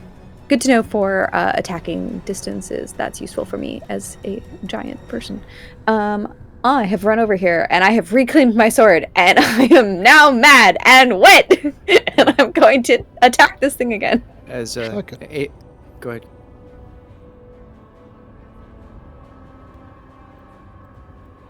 Are you going to do something that'll Using help? a reaction? I was. I thought you were about to say something. I'll use my reaction in a second, but I want you to say whatever. No. Seeing Esmond so like torn up and in the creature's mouth, Ava looks as Kebeth comes running up and obviously angry and is like, oh, "Wait, it's got Ez in its mouth! Get him out! Help him! It'll hurt him if you hit it!" Something. Pardon me while I see if I have movement. I don't think I could have gotten over there anyways. She's like, not enough time! Because I can only move so far in a turn. Fine. Probably not kill this one. Kebeth looks concerned, but she's already in the middle of swinging. It is too late. I will take a hit at this thing. The first attack will not hit, I assume, because you said 21 doesn't even hit him. 17 bounces off the creature's thick armor. She swings around again.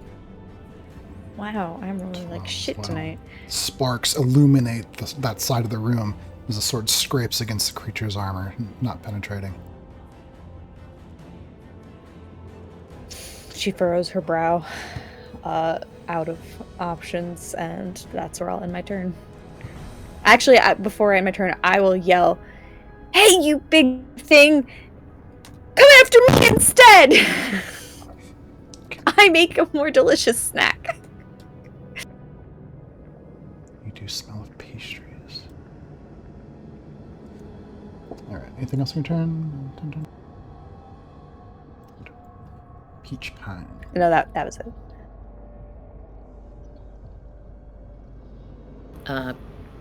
Peach notices the snake-headed being disappear, and then this new person run up the stairs, and she shakes her head for a second and turns on her heel and looks at the new entry and says, Yeah. "Hey, what yet?" Another quick question. I can't remember. Did Peach meet Silas in Mirwood? She has not. She does not know Silas. Okay, good. So she was going to say, "Hey, who are you? What are you doing here? Are you here to... Hey, we're not looking to fight like a regular person, okay? Like, we're just trying to get out of here, so maybe help us get out and we'll help you get out."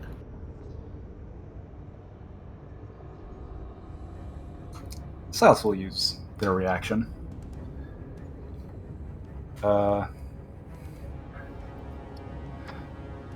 You look at this figure, and he's got this tattoo with a series of eyes and towers all along his arm, and you see it, and you glance at it, and it hurts your eyes to look at almost, as he turns to you with ice gathered along both of his swords, beginning to creep onto his hands. He turns and looks at you with the dark black sclera of his eyes. It's like, that's fine. I'm not here for you anyways. You can go wherever you want, though I am curious if you're at fault for the sister's untimely demise, he says, and he looks back towards the shark. Did you say that last part to the shark or to Peach? To Peach, Okay. as he looks back towards the shark.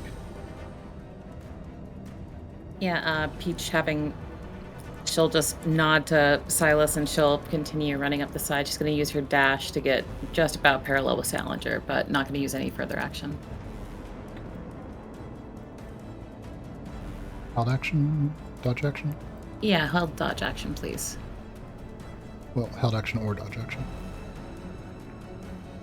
Dodge. Okay. That's fine. Pop.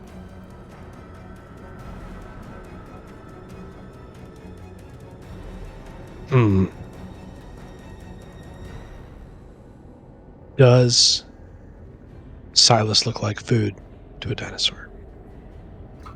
Sweetie, Silas looks delicious all the time. He's a snack. Oh no. Does Poppy have the will to resist a snack walking into the room? I think at this point in your particular class career, you do have control. Okay. Poppy will catch up to Peach then. But it's not his first instinct.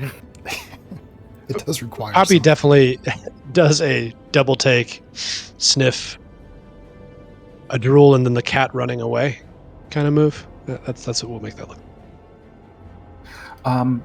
Clarify something for me, Chris, because I'm having a hard time remembering. Was Salinger there when the group had first met Silas? I feel like he was, but I can't recall. He was there the second time, after the Temple of Brunhilde, when Casey made the swap, is what I'll call it. Okay, so Salinger was there when Shalani and Ishlange swapped, so Salinger would recognize Silas then, I think. Yes. Yes. Turn of the first turn of the Jaws of the Harbinger. Its amethyst eye fixes onto Silas, and a glow begins to build inside. It. Where's character sheet?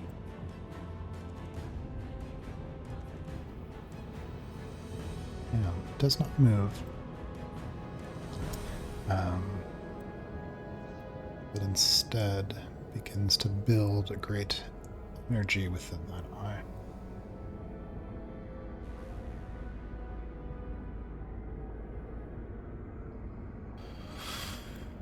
So when its attack goes off, it will release similarly 120-foot cone, 45 degrees, and it's in the direction it's facing, which is currently towards Silas.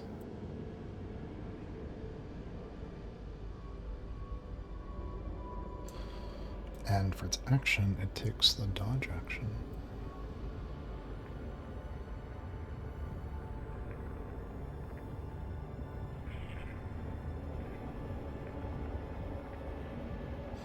But Salinger and Peach, you can see that its attention is focused directly onto Silas. Ishtar. She looks at the incredibly hurt Samsel and basically is going to kind of push her out of the way with a knee and says, "Go on, you're far too hurt to keep fighting. Go find someplace else, sleep to shelter. Maybe go see what's beyond that statue if there's something there. I actually don't know why we are here in this room, but..." And then she No, I want to let her speak for free because she missed her whole first turn. She says, "There's more of them coming up the stairs behind us. We have to keep moving forward." just keep moving forward then, wherever that is. And as she says this, she go around the other side, avoid get behind that big bug booty. As she says this, she is drawing her bow to her ear, with 2 of the last arrows that she has.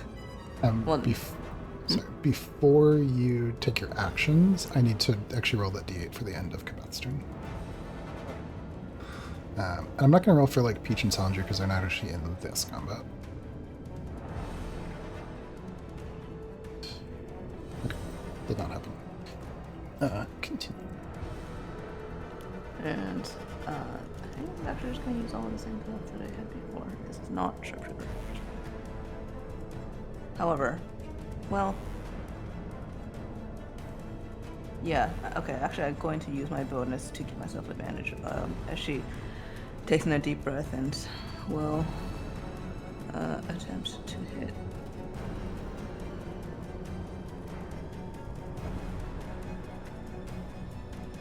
So this will give her double advantage, but she still won't use sharpshooter because I've been having trouble with that. Ooh, maybe I should not. Damn. Natural 20. So that is, yeah, that has all the stuff that I wanted to do. 29 plus 10, so it's 39 piercing. Piercing fully effective. You find a spot between those plates of armor, and the arrow sinks in. Roll a d8 in response to that damage.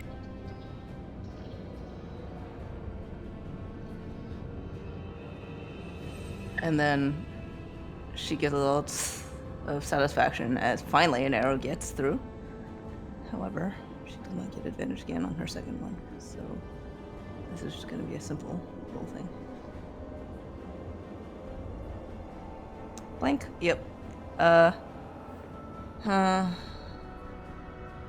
Yeah, okay. She'll use a cunning... Well...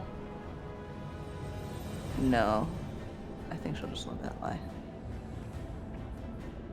So after that really first one, it's like it took all the gas out of her, and the second one just goes blink next to the spot that her first arrow had pierced.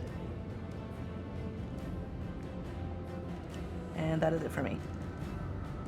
You see Sumsel hurt, definitely what you said. You see her looking for a way to get around.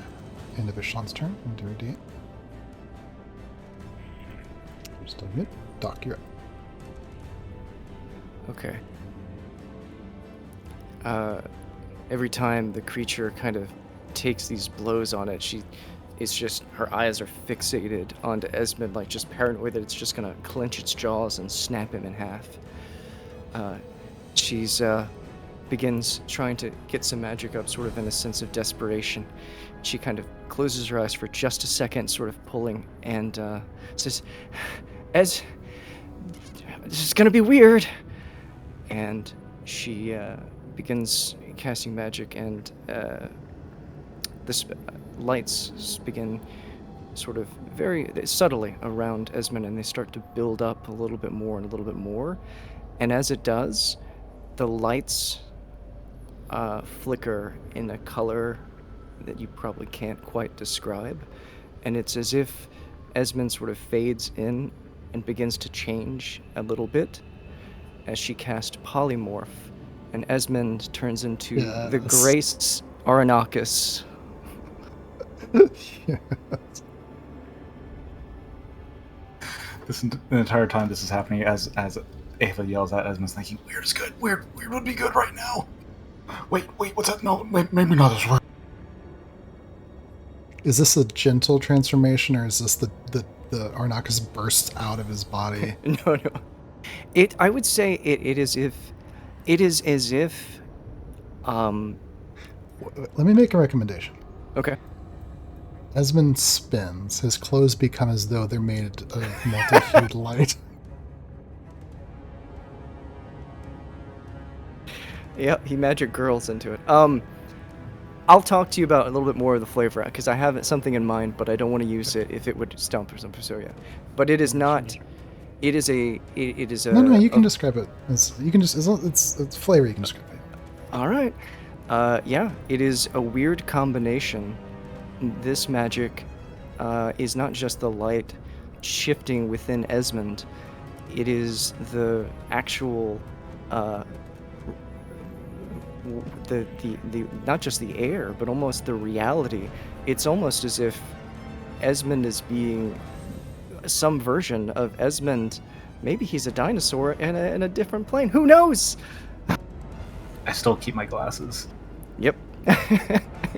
And he has two little his little claw. One of his little claw things, his little metal one.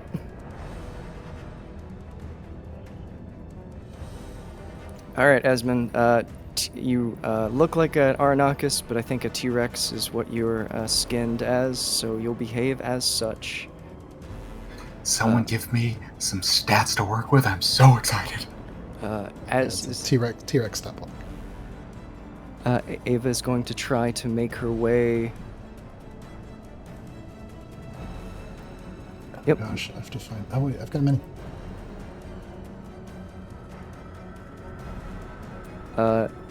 As he begins to change shape, Ava is going to be running behind him, trying to use this giant growth as a bit of a buffer to hopefully not be as easy to snatch or grab or smack from the creature as she begins trying to run back towards the injured people.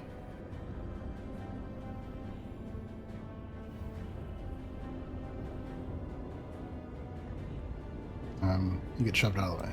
That giant. That's been. Nice. Okay.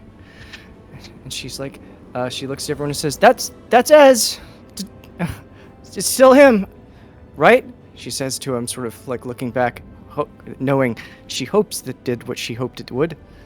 I mean, it looks blue like Esmond is blue, so. Just a reminder, Polymorph does replace your mental stats as well. Yep. Oh, Ava was, she's new to this. She knew it'd be weird. She didn't know how weird. Yep.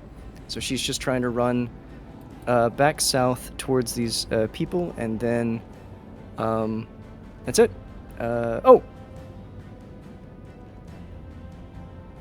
She's gonna, nope, that's it. Into her turn. And as Esmond grows, as the world seems to warp around him, suddenly you see two enormous beasts facing off against one another. High-pitched roars echoing throughout the room. Like Godzilla versus Mothra's cousin.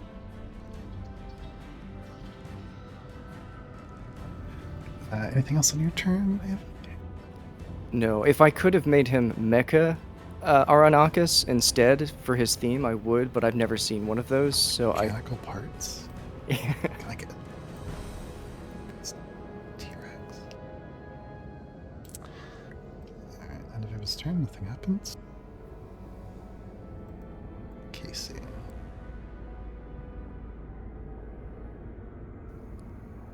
Casey, across the pond, seeing Esmond transform into this giant creature, says to himself, I knew it. Runs up to the water.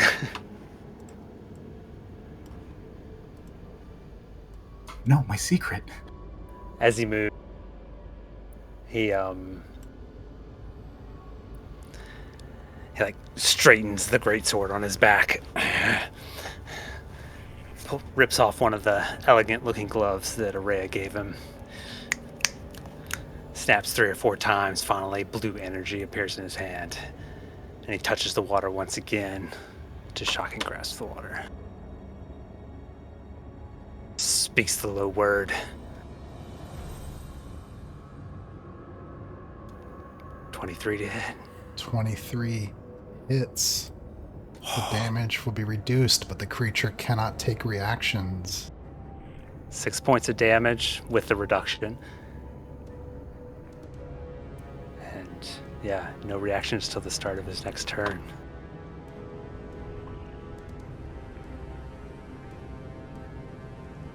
This is actually really good against. Has 3 reactions. Mm-hmm. And Casey yells out, "Get him, Dinosaur Esmond!" And he'll back off the water a little bit. That's my turn. Alright, I'm gonna roll a d8 for the damage. Roll a d8 for the end of Casey's turn. It's Salinger, you're up. Okay. Sal, staring at the figure that just charged into the room.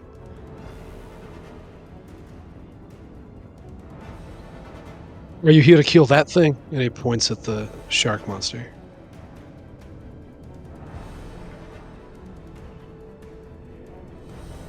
Yelling towards not Dinosaur Esmond, but Silas. Silas has already used his reaction, so, you know, he stares ahead at the shark.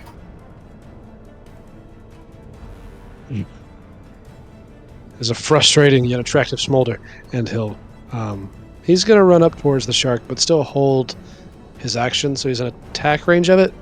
If it attacks, he'll swing at it.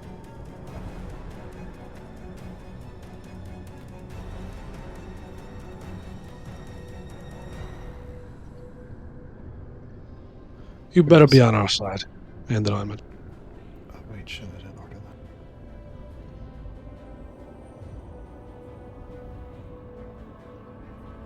that. I'm gonna get Bane his turn. Bane.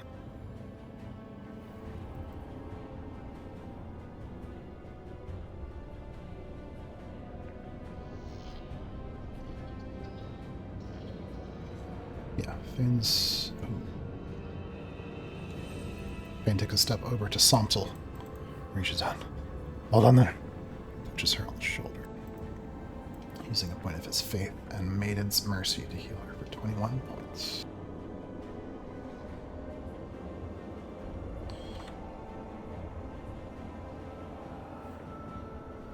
And then he's going to move.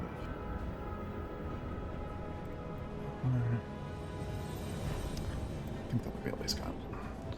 Okay, now... I think Somsel had a turn in there too. Just so they have it. Did she? Yeah, she's gonna run that way. She's going to... Wait. Somsel...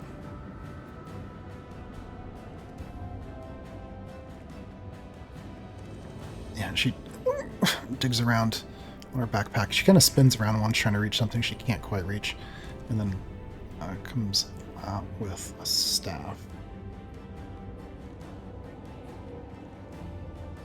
And she is going to use some charges on her staff of healing to cast Cure Wounds on herself.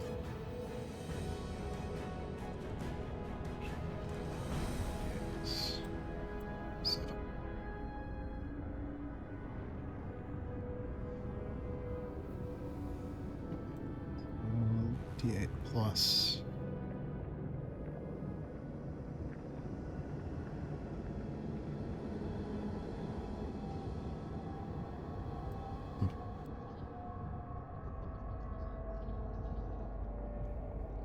Yeah, 6 plus 7,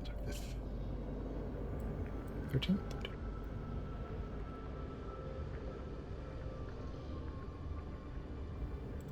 And she's gonna go running. Past Ishtalan.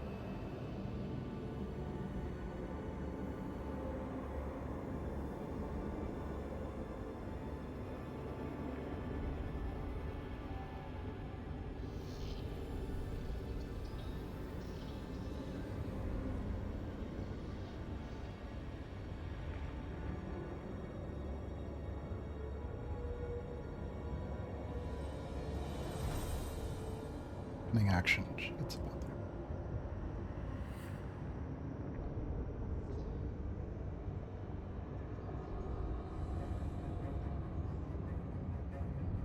Oh, and she's not blooded yet.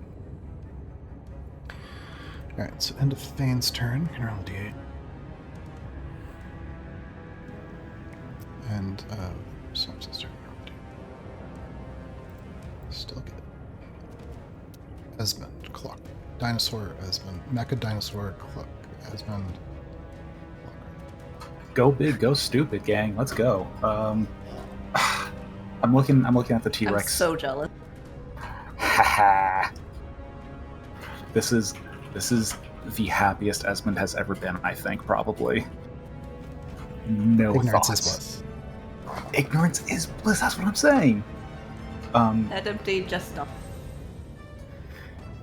Let's fucking go. I'm looking at the T-Rex stat that Patrick shared. Multi-attack doesn't work against a single target. That's silly to me. Yeah, I do that with a lot of creatures too, just so like you can spread out damage. Yeah, okay. Well, if I only get one of these, then we're gonna go for a bite. So that's a plus 10 to hit.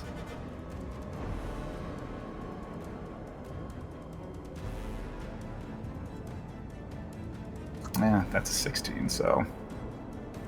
16, you chomp onto the creature's thick armor, and it's hauling you back and forth, scraping claws against the rock. The two of them smash into one of the pillars, and some debris falls down from the ceiling. Does, if I miss with one attack, can I use the multi-attack and try to get the tail on it as well? Or is it that I just can't use both attacks on the same target? Just that simple. I think multi-attack is just multiple targets. Like, it's meant to say that damage has to be spread out. Okay, then Dino Ez will just run around to its backside to try and pull. Well, let me ask you this: do you want the enemies to be able to if they miss you with an attack, should they be able to use their... Would I want that? No, absolutely not. I'm sorry. I'm just trying to confirm the rules for how. No. I'm asking, legitimately asking. It was not rhetorical. Like, if you guys, as long as it's reflective, it's fine. So if you do that, the monsters get to do that. It's kind of the thing. No. I think it in my mind it is balanced in this way. I'm being selfish because I want to be a dinosaur that hits things. Okay. Well, you did bite it. That's just how it's going. I did a bite.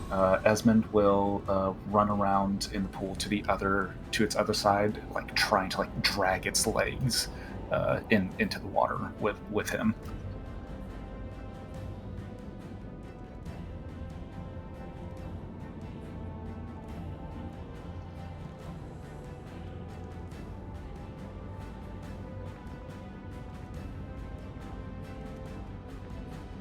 Anything else on your turn? Nope, that's it. Go big, go stupid. Alright, End of Next your up, turn? Kevin again. YMDT.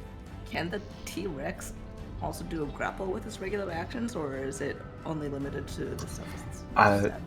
Grapple only happens on a successful bite, and it's medium or smaller creatures. And I don't think Well, this thing. That's part of the attack, but just as like a regular, part of the action, like just in basic. He can, but he has Oh. disadvantage because of his tiny little arms. I'll let you take a grapple attack that just replaces a regular attack at some point if you want to. Oh, so instead of a bite, I could try and grapple if I wanted to attempt. Yeah, I think like the dodge action and like the disengage and grapple should be available to you. Okay. Noted for next turn. Still nothing happens. Silas Remnant. Does Silas get an extra turn because everyone else is gone, or has he just walked in? Oh, no. This will be your first like combat turn.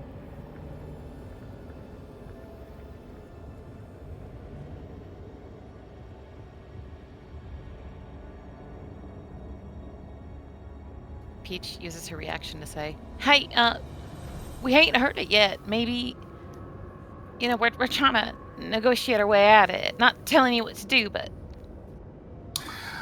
DM, the vibes that I've been feeling, where do they feel like they're coming from? Like, do they feel pointed and directed from where I currently am? You felt them here in this room, but just before you came through the archway, they vanished. There's still a lingering hint of something. Certainly, there's more than a lingering hint. There's still a presence in this room, but it's gotten much less than it was just before you came in.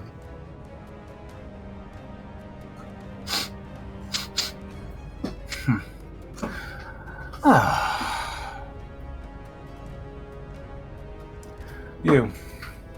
Where'd the other one go? Talking to the shark.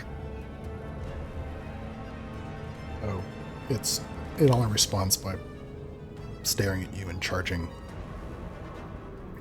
this magic energy in its eye. Tit for tat.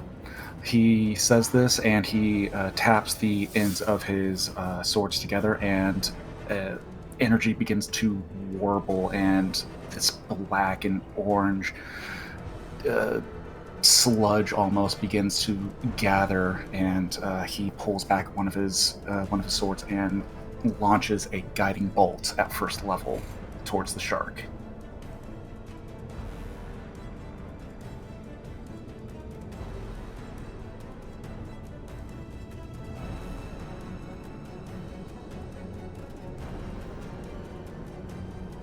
$29 to hit. 29 hits. That'll be 14 radiant damage. Creature is a glow.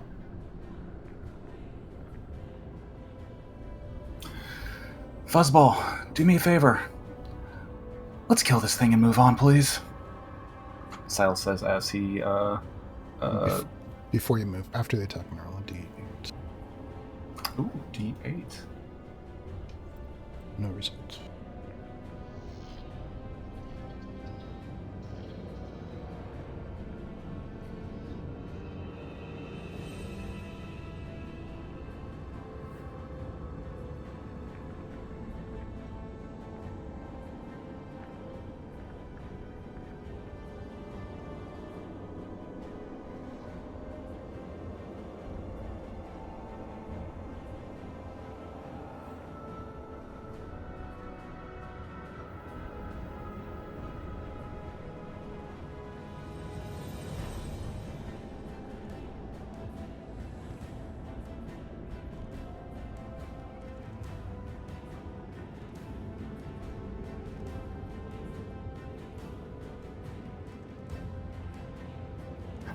Then Esmond will finish moving, and that'll be my turn. You do notice that as you begin moving, it doesn't follow you with its eye. It's still aiming where you were. At least so far.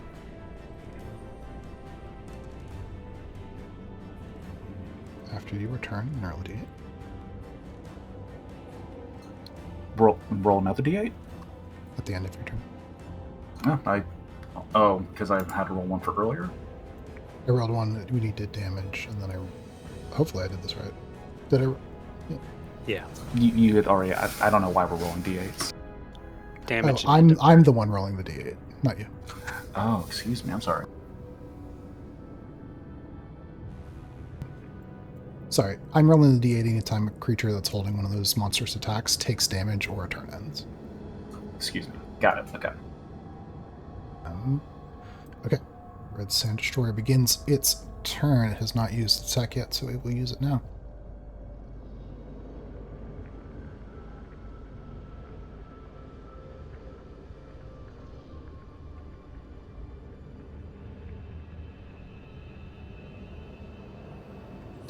Alright, so all creatures within 20 feet are looking at 32 magical slashing damage as the creature spins in place, lashing out with pincers and claws. Please make a dexterity saving throw DC 18 if you are, in this case, Kabeth or Esmond.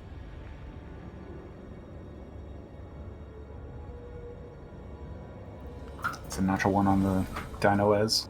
No. So you will take double damage. Let's go, 64. God damn, I have not rolled good at all tonight. Not once. Kabeth's looking at 32 magical slashing damage. Fine.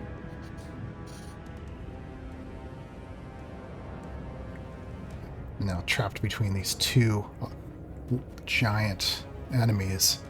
The creature... 1, 2 for Esmond.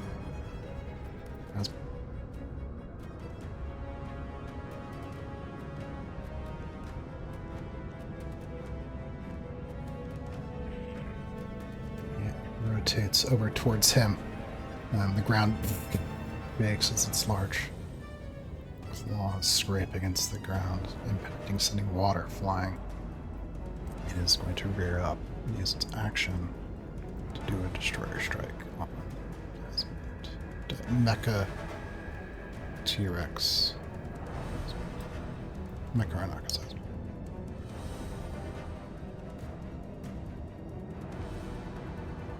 22 hit an Rhinoceros on close. Yes, it does. Alright, looking at 75 magical slashing damage. So how much HP does a T-Rex have? 136. So that's 64. Hold on.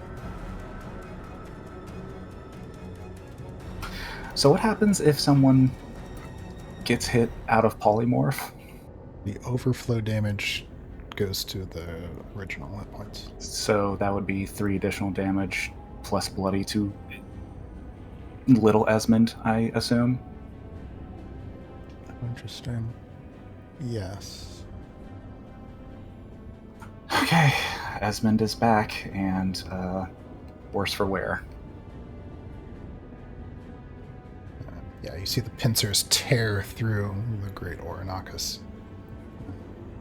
But there's not blood and viscera and bits. There's a flash of light in Esmond's back, but he's in the water.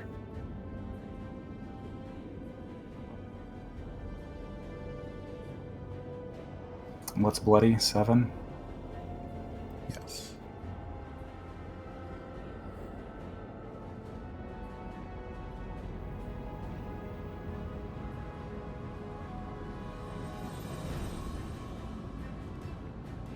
The creature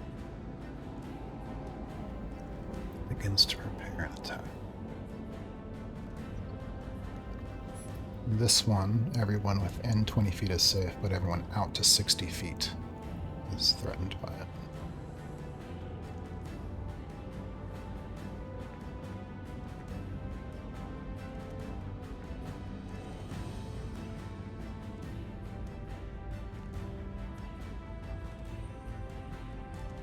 And that check. Just a reminder, it does have Sentinel. Get that with your turn. I'm going to keep my camera off in the hopes that my internet does not continue to fuck up. Okay. So, I'm sorry, the spine cloud is for people further away? Yeah, anyone within 20 feet is safe. Everyone outside of 20 feet and Okay. up to 60 is threatened by it. Okay. It is now facing Esmond again. Yes.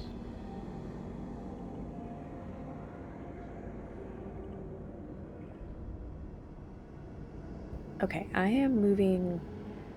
Can I stand here between them? It looks like I can. Do I not have like grid snapping on or something? No, you do. Well, I don't know. I moved. Yeah, I think you can impose yourself. Well, the thing is, like, you. Yeah, that's fine. Okay, yeah, I want to try to get as much in between them as I can, and I'm going to turn to Esmond and I'm going to say, run! Get to cover! And I'm going to wheel around with my greatsword and try again to get something higher than a 7, damn it. Okay. Just to share information, because you guys have seen this creature attack, it does have a 10-foot range. That's fine. I have things that I could potentially block it from hitting Esmond, maybe. You never know. Esmond knows this. Yeah. Alright. What do you want to do? Okay, does a 25 hit Chris? A 25, in fact, does hit the creature. Bless the gods. Alright, here's my extra stuff. So that's 12 slashing. Sorry, 17 slashing plus 4 radiant. Oh, I see wait. it. Yeah. Yeah. 21. That's on the first hit. Let's try this I'm again. gonna roll a d8 in response to that. Hey, there you go. So Okay. you Is that bad? That sounds bad. yeah, you strike the creature, and in response to that damage, it triggers its spine cloud attack. So everyone who's currently within 20 feet of the creature, you are marked safe. That's Kabeth and Esmond, safe. Everyone out to 60 feet from the creature, and this is from the creature's art, is going to be struck by an attack. Chris, if you want to end the campaign by killing us off, you really just had to ask nicely and say you didn't want to play anymore. You gotta go out with a bang. You gotta go out with a bang. Okay, so I'm gonna click the creature's ability for its damage. I think I'm 0.2 safe. You are 0.2 safe. Nice.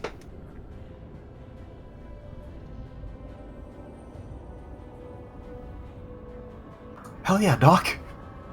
Oh. Yep, 0.2 safe.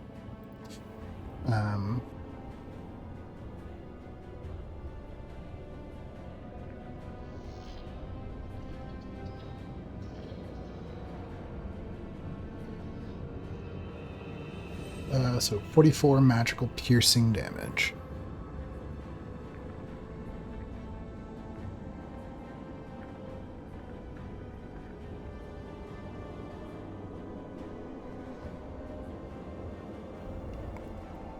Ava, unfortunately, being hit.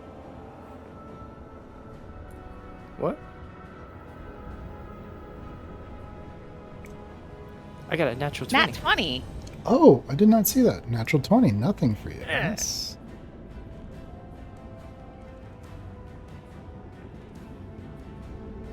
Yeah, squishies will take their luck where they find it. Okay. Bane's gonna take damage. Well, No! it's because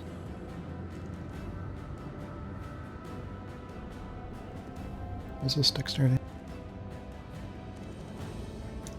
Can't imagine this is. Oof. I kind of feel like this is gonna be it for him. Oh my gosh, by 1 hit point. Yeah, spines stick into Fane. You see him stagger back and spits up blood. Yeah, he doesn't have anything that can stop that. Yeah, so you see him stagger back and then falls to the ground, blood pooling out around him. Is he unconscious? Yeah, he gets death saving throws like you guys do, and the major NPCs do.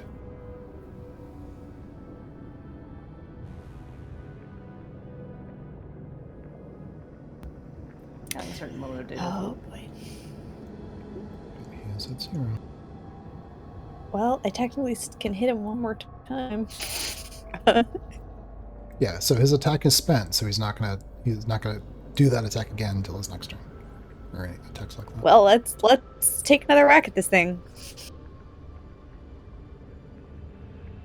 All right, that's 25 plus. It's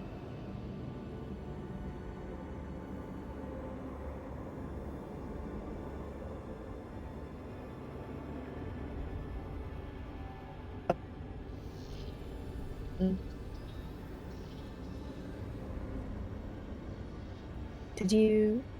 Oh, okay. It took like a solid 15 seconds for it to ping. 17. Yeah, math, sure. Yeah. Oh, it is resistance already, so that'll be 15. Right. Yeah, effective damage. You're finding gaps between the armor, softer flesh underneath. You can definitely hurt this thing.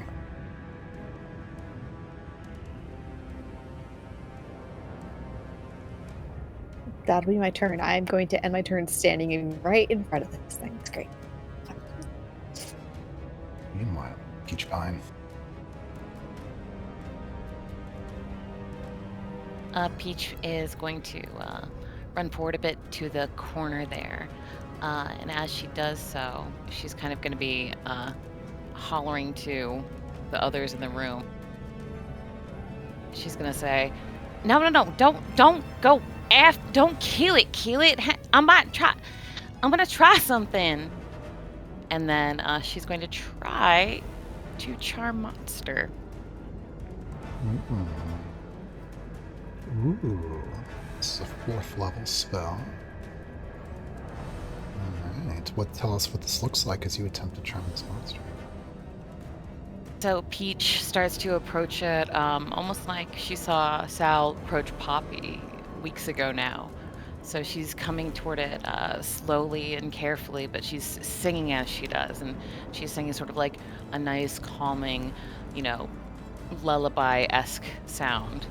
And as she does, she's sort of swaying back and forth. And I imagine that if it works, the creature kind of matches the sway a little bit. And that's how she knows it's working.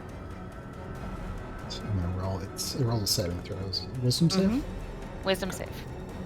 So it is going to get legendary resistance on this, so we'll add 7 to this number.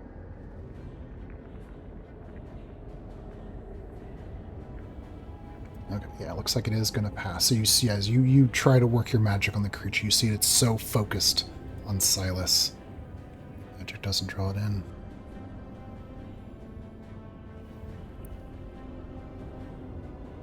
If you upcast it, you could have included Silas too. Yeah, I don't have 5th level spells. Well, seeing it fail, Peach will say, or, do what y'all need to do. And that'll end her turn.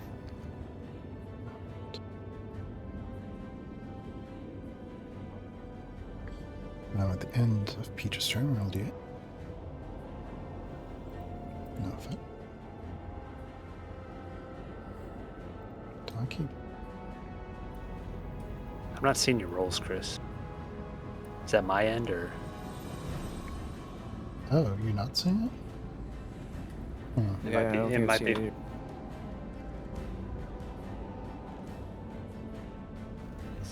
Something.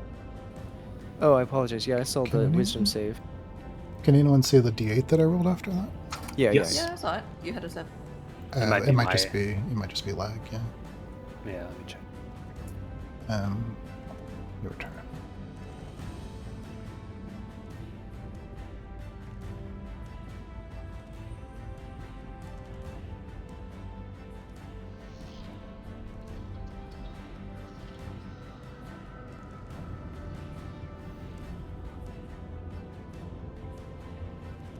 But you do learn, Peach, that wisdom saving throws is one of this creature's strengths. Thank you. Very wise shark. Got it.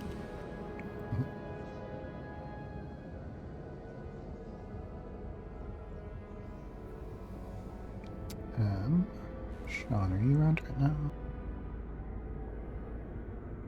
Sean might be AFK.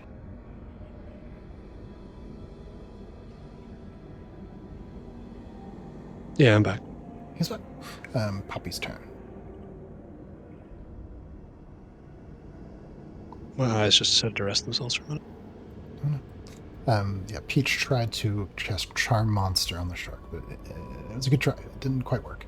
The creature is very focused on the Silas. It looks like it's charging an attack with which to attack Silas. It doesn't seem to actually care that you've come up next to it.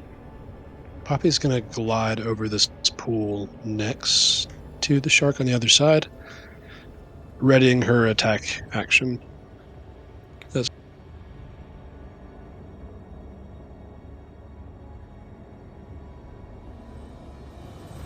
It's going to get pummeled if it shoots those lasers. I'm done. You see, the end of your turn. No, I'm not. Yeah, not rolling for Poppy. Somsel comes skidding to a stop. Her eyes go wide. She spins around, seeing all the spines stuck in the ground and in the water near her, and she looks back. No, I think she actually. No, she can't actually see Finn. I guess Setch in the way. And she looks back to Yashalan. Nods and saying that you seem to be okay, and there's tons of spines on the other side of that statue. She backs away into the corner. She's going to use the Staff of Healing on herself again. This time at level 2, I think.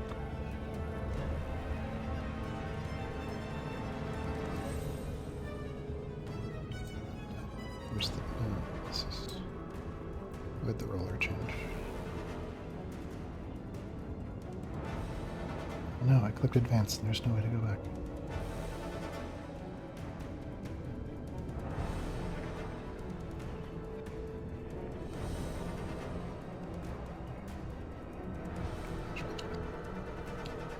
Alright, so 10 plus 7.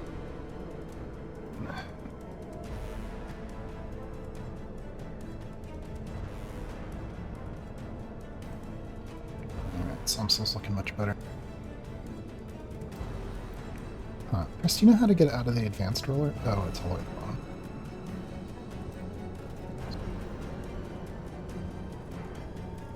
Okay, so Somsel...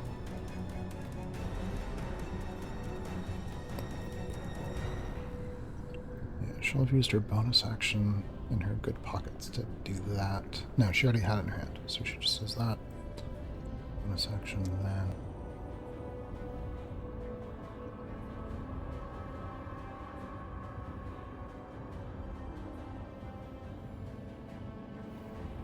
Yeah, she's going to use half her movement.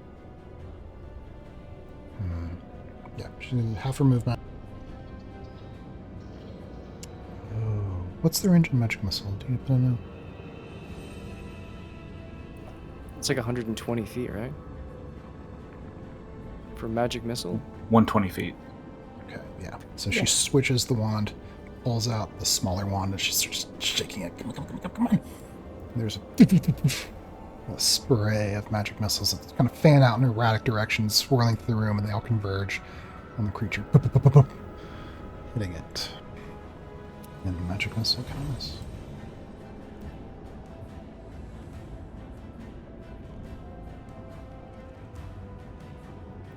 Oh. Good damn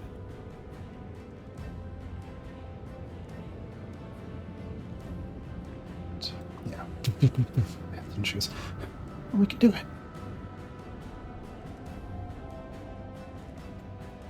On the other side,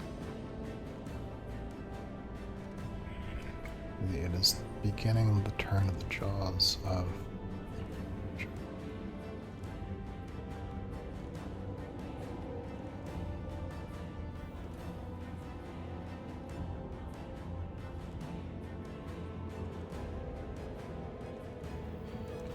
Silas, you were just inside the arc of that.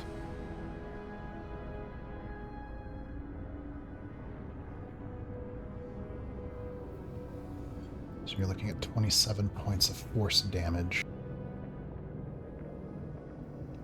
As this blast of energy erupts out from the jaws of the Harbinger, sending sprays of water smashing into you. But you do get a dexterity saving throw, actually. 26. And that actually it had 1 hatred. Additional 5 damage to that 20. Okay, so you make the saving throw. So you're looking at 27 plus 5. So 32, so 16. Yes, so 16 force damage to you.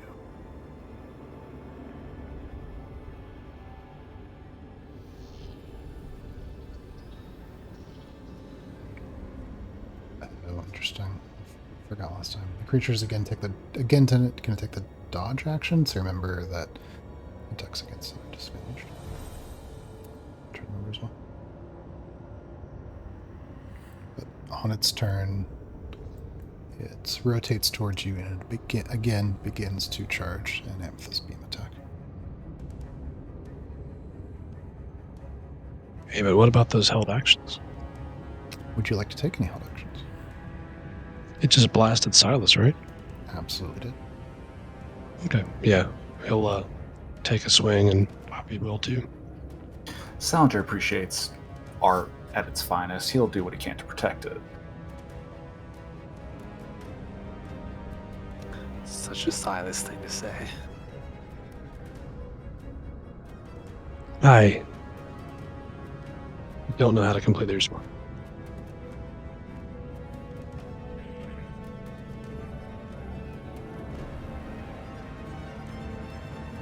So it hasn't charged that attack yet because you're interrupting. Well, you're doing it after its attack. So, I mean, a nat 20 might help. oh, very nice. Well, you technically get advantage, but you're not going to do better than that.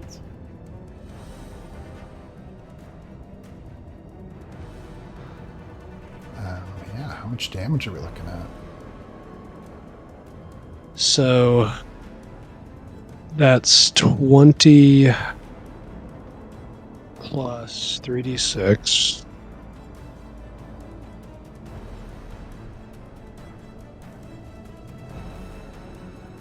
So 33 from Sal, and then 12 from Poppy. And then Poppy's reaction to Sal's hammer hitting does another 1. Let's see. What type are any of the? What types of damage are those? Radiant bludgeoning. 20 magical bludgeoning, and then 13 radiant, 11 piercing, and 2 acid. Okay, it is not resistant to any of those types.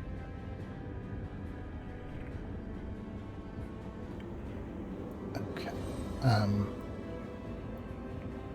Do you want to have done that before or after it charged its attack at Silas?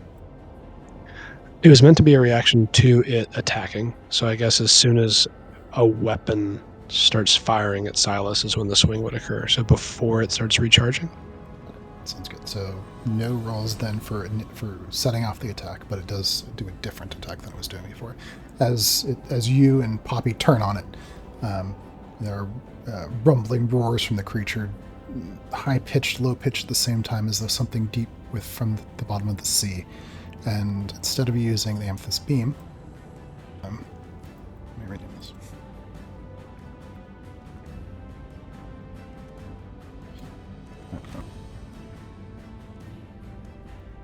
Just going to use an ability called Amethyst Flash, which is going to affect creatures within 30 feet of it when it goes off.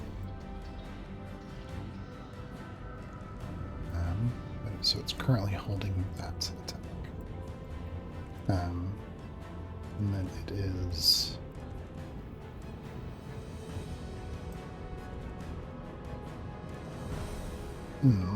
For simplicity's sake, let's say it takes the dodge action now. And then... yeah, it's going to end its turn.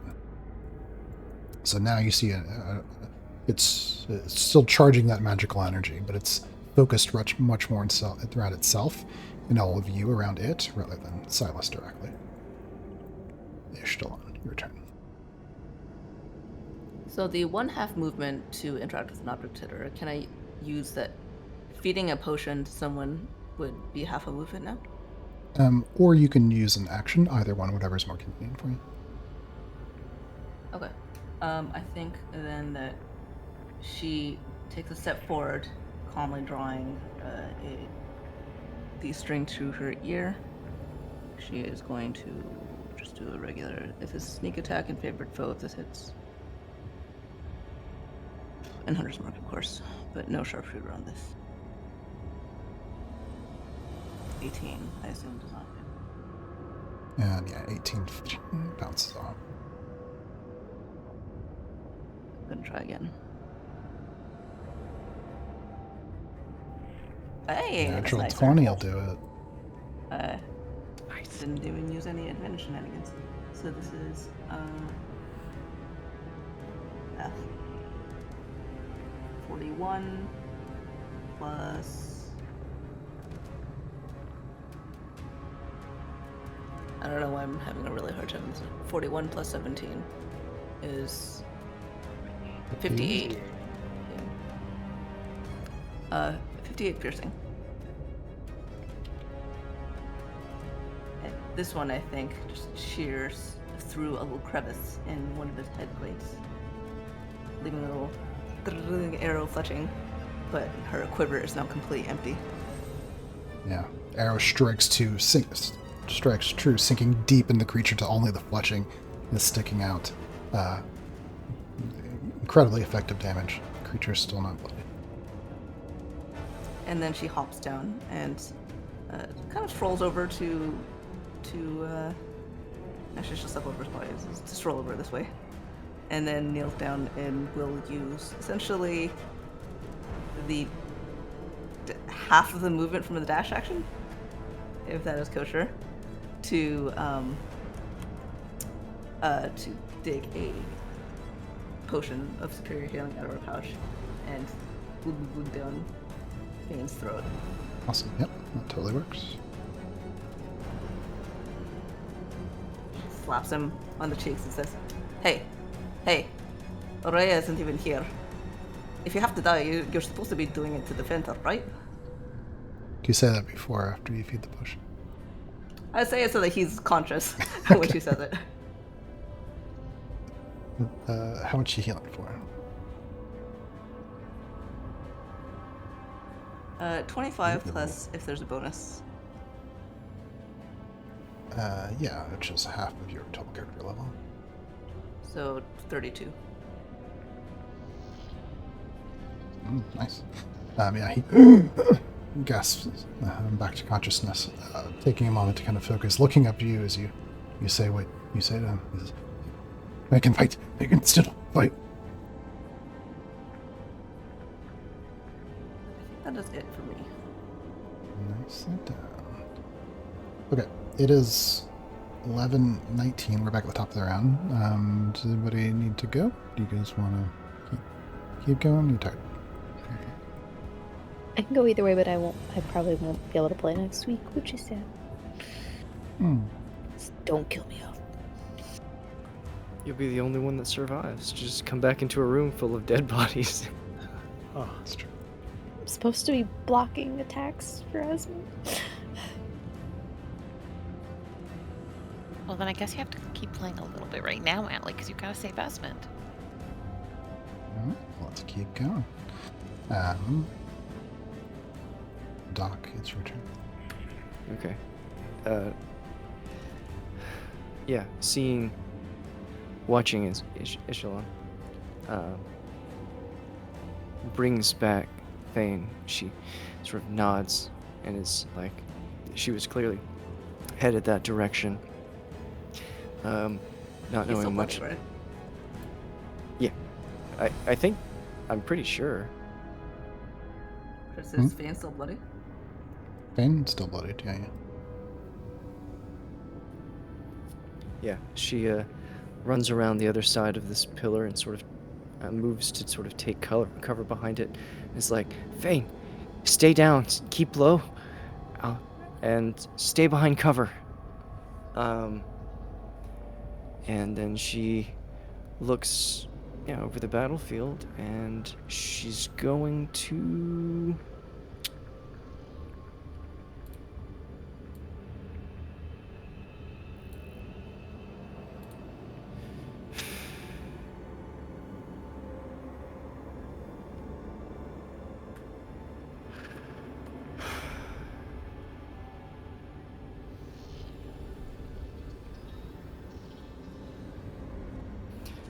Sorry, what Pris did completely changed what I was going to do. So it happened right before my turn. That was it.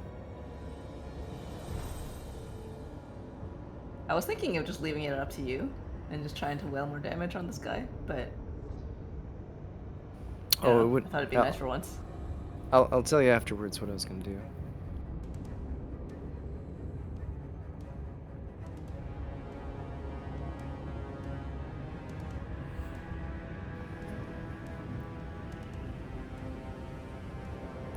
Chris, as an observation, those spikes that go out in different directions, are they kind of in parallel with the creature? Yeah, it's kind of like a dome. Well, yeah, I should say. The safe zone is like toward the ground. That's what I was going to ask, is if Ava noticed that the water line wasn't being penetrated when it exploded outwards. Yeah, so you're saying. Essentially, the 20-foot safe zone is created by the angle. So, does that make sense? Yeah, I think so. I was trying to see if someone could get like in the water line and do like a thing and be. But yeah, it's not parallel to the ground. Okay.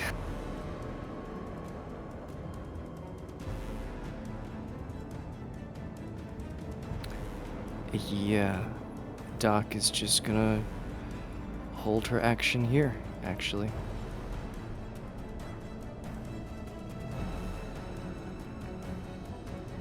Man, immediately.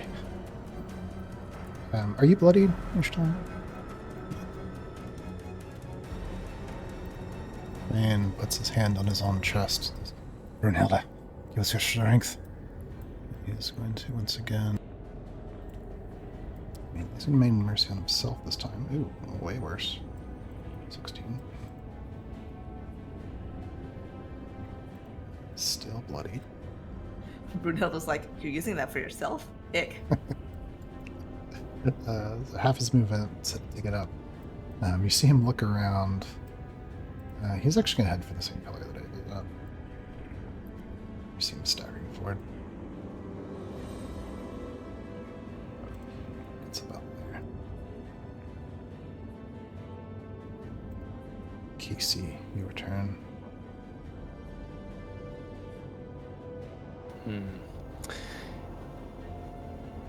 Casey,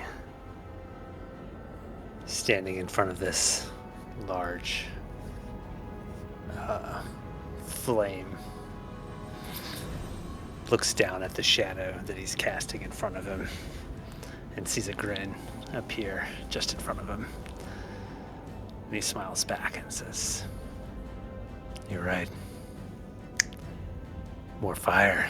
Snaps his fingers, and a ball of flame appears in his hands that he launches out at the creature without moving, giving him advantage, and he'll use sneak attack if he hits with this chromatic orb.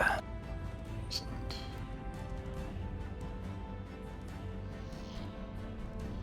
Ball of flame flies out. 26 to hit.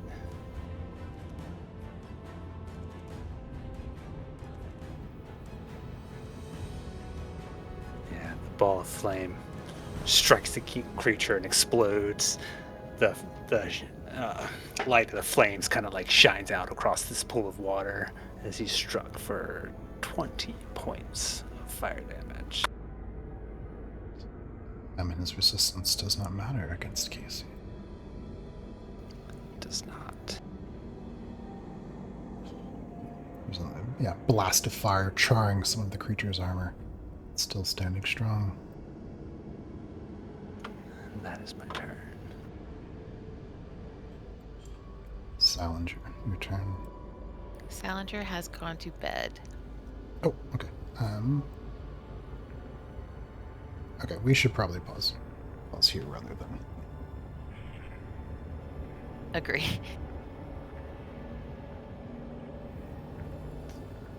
I'll see what I can do about bringing my laptop next week, but I can't make any promises. This creature's beefy.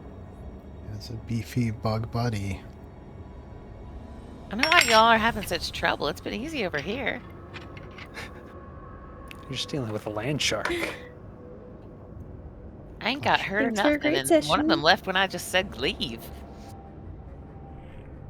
I mean, it was kind of the same with us too. We just supported our words with some really pointy sticks.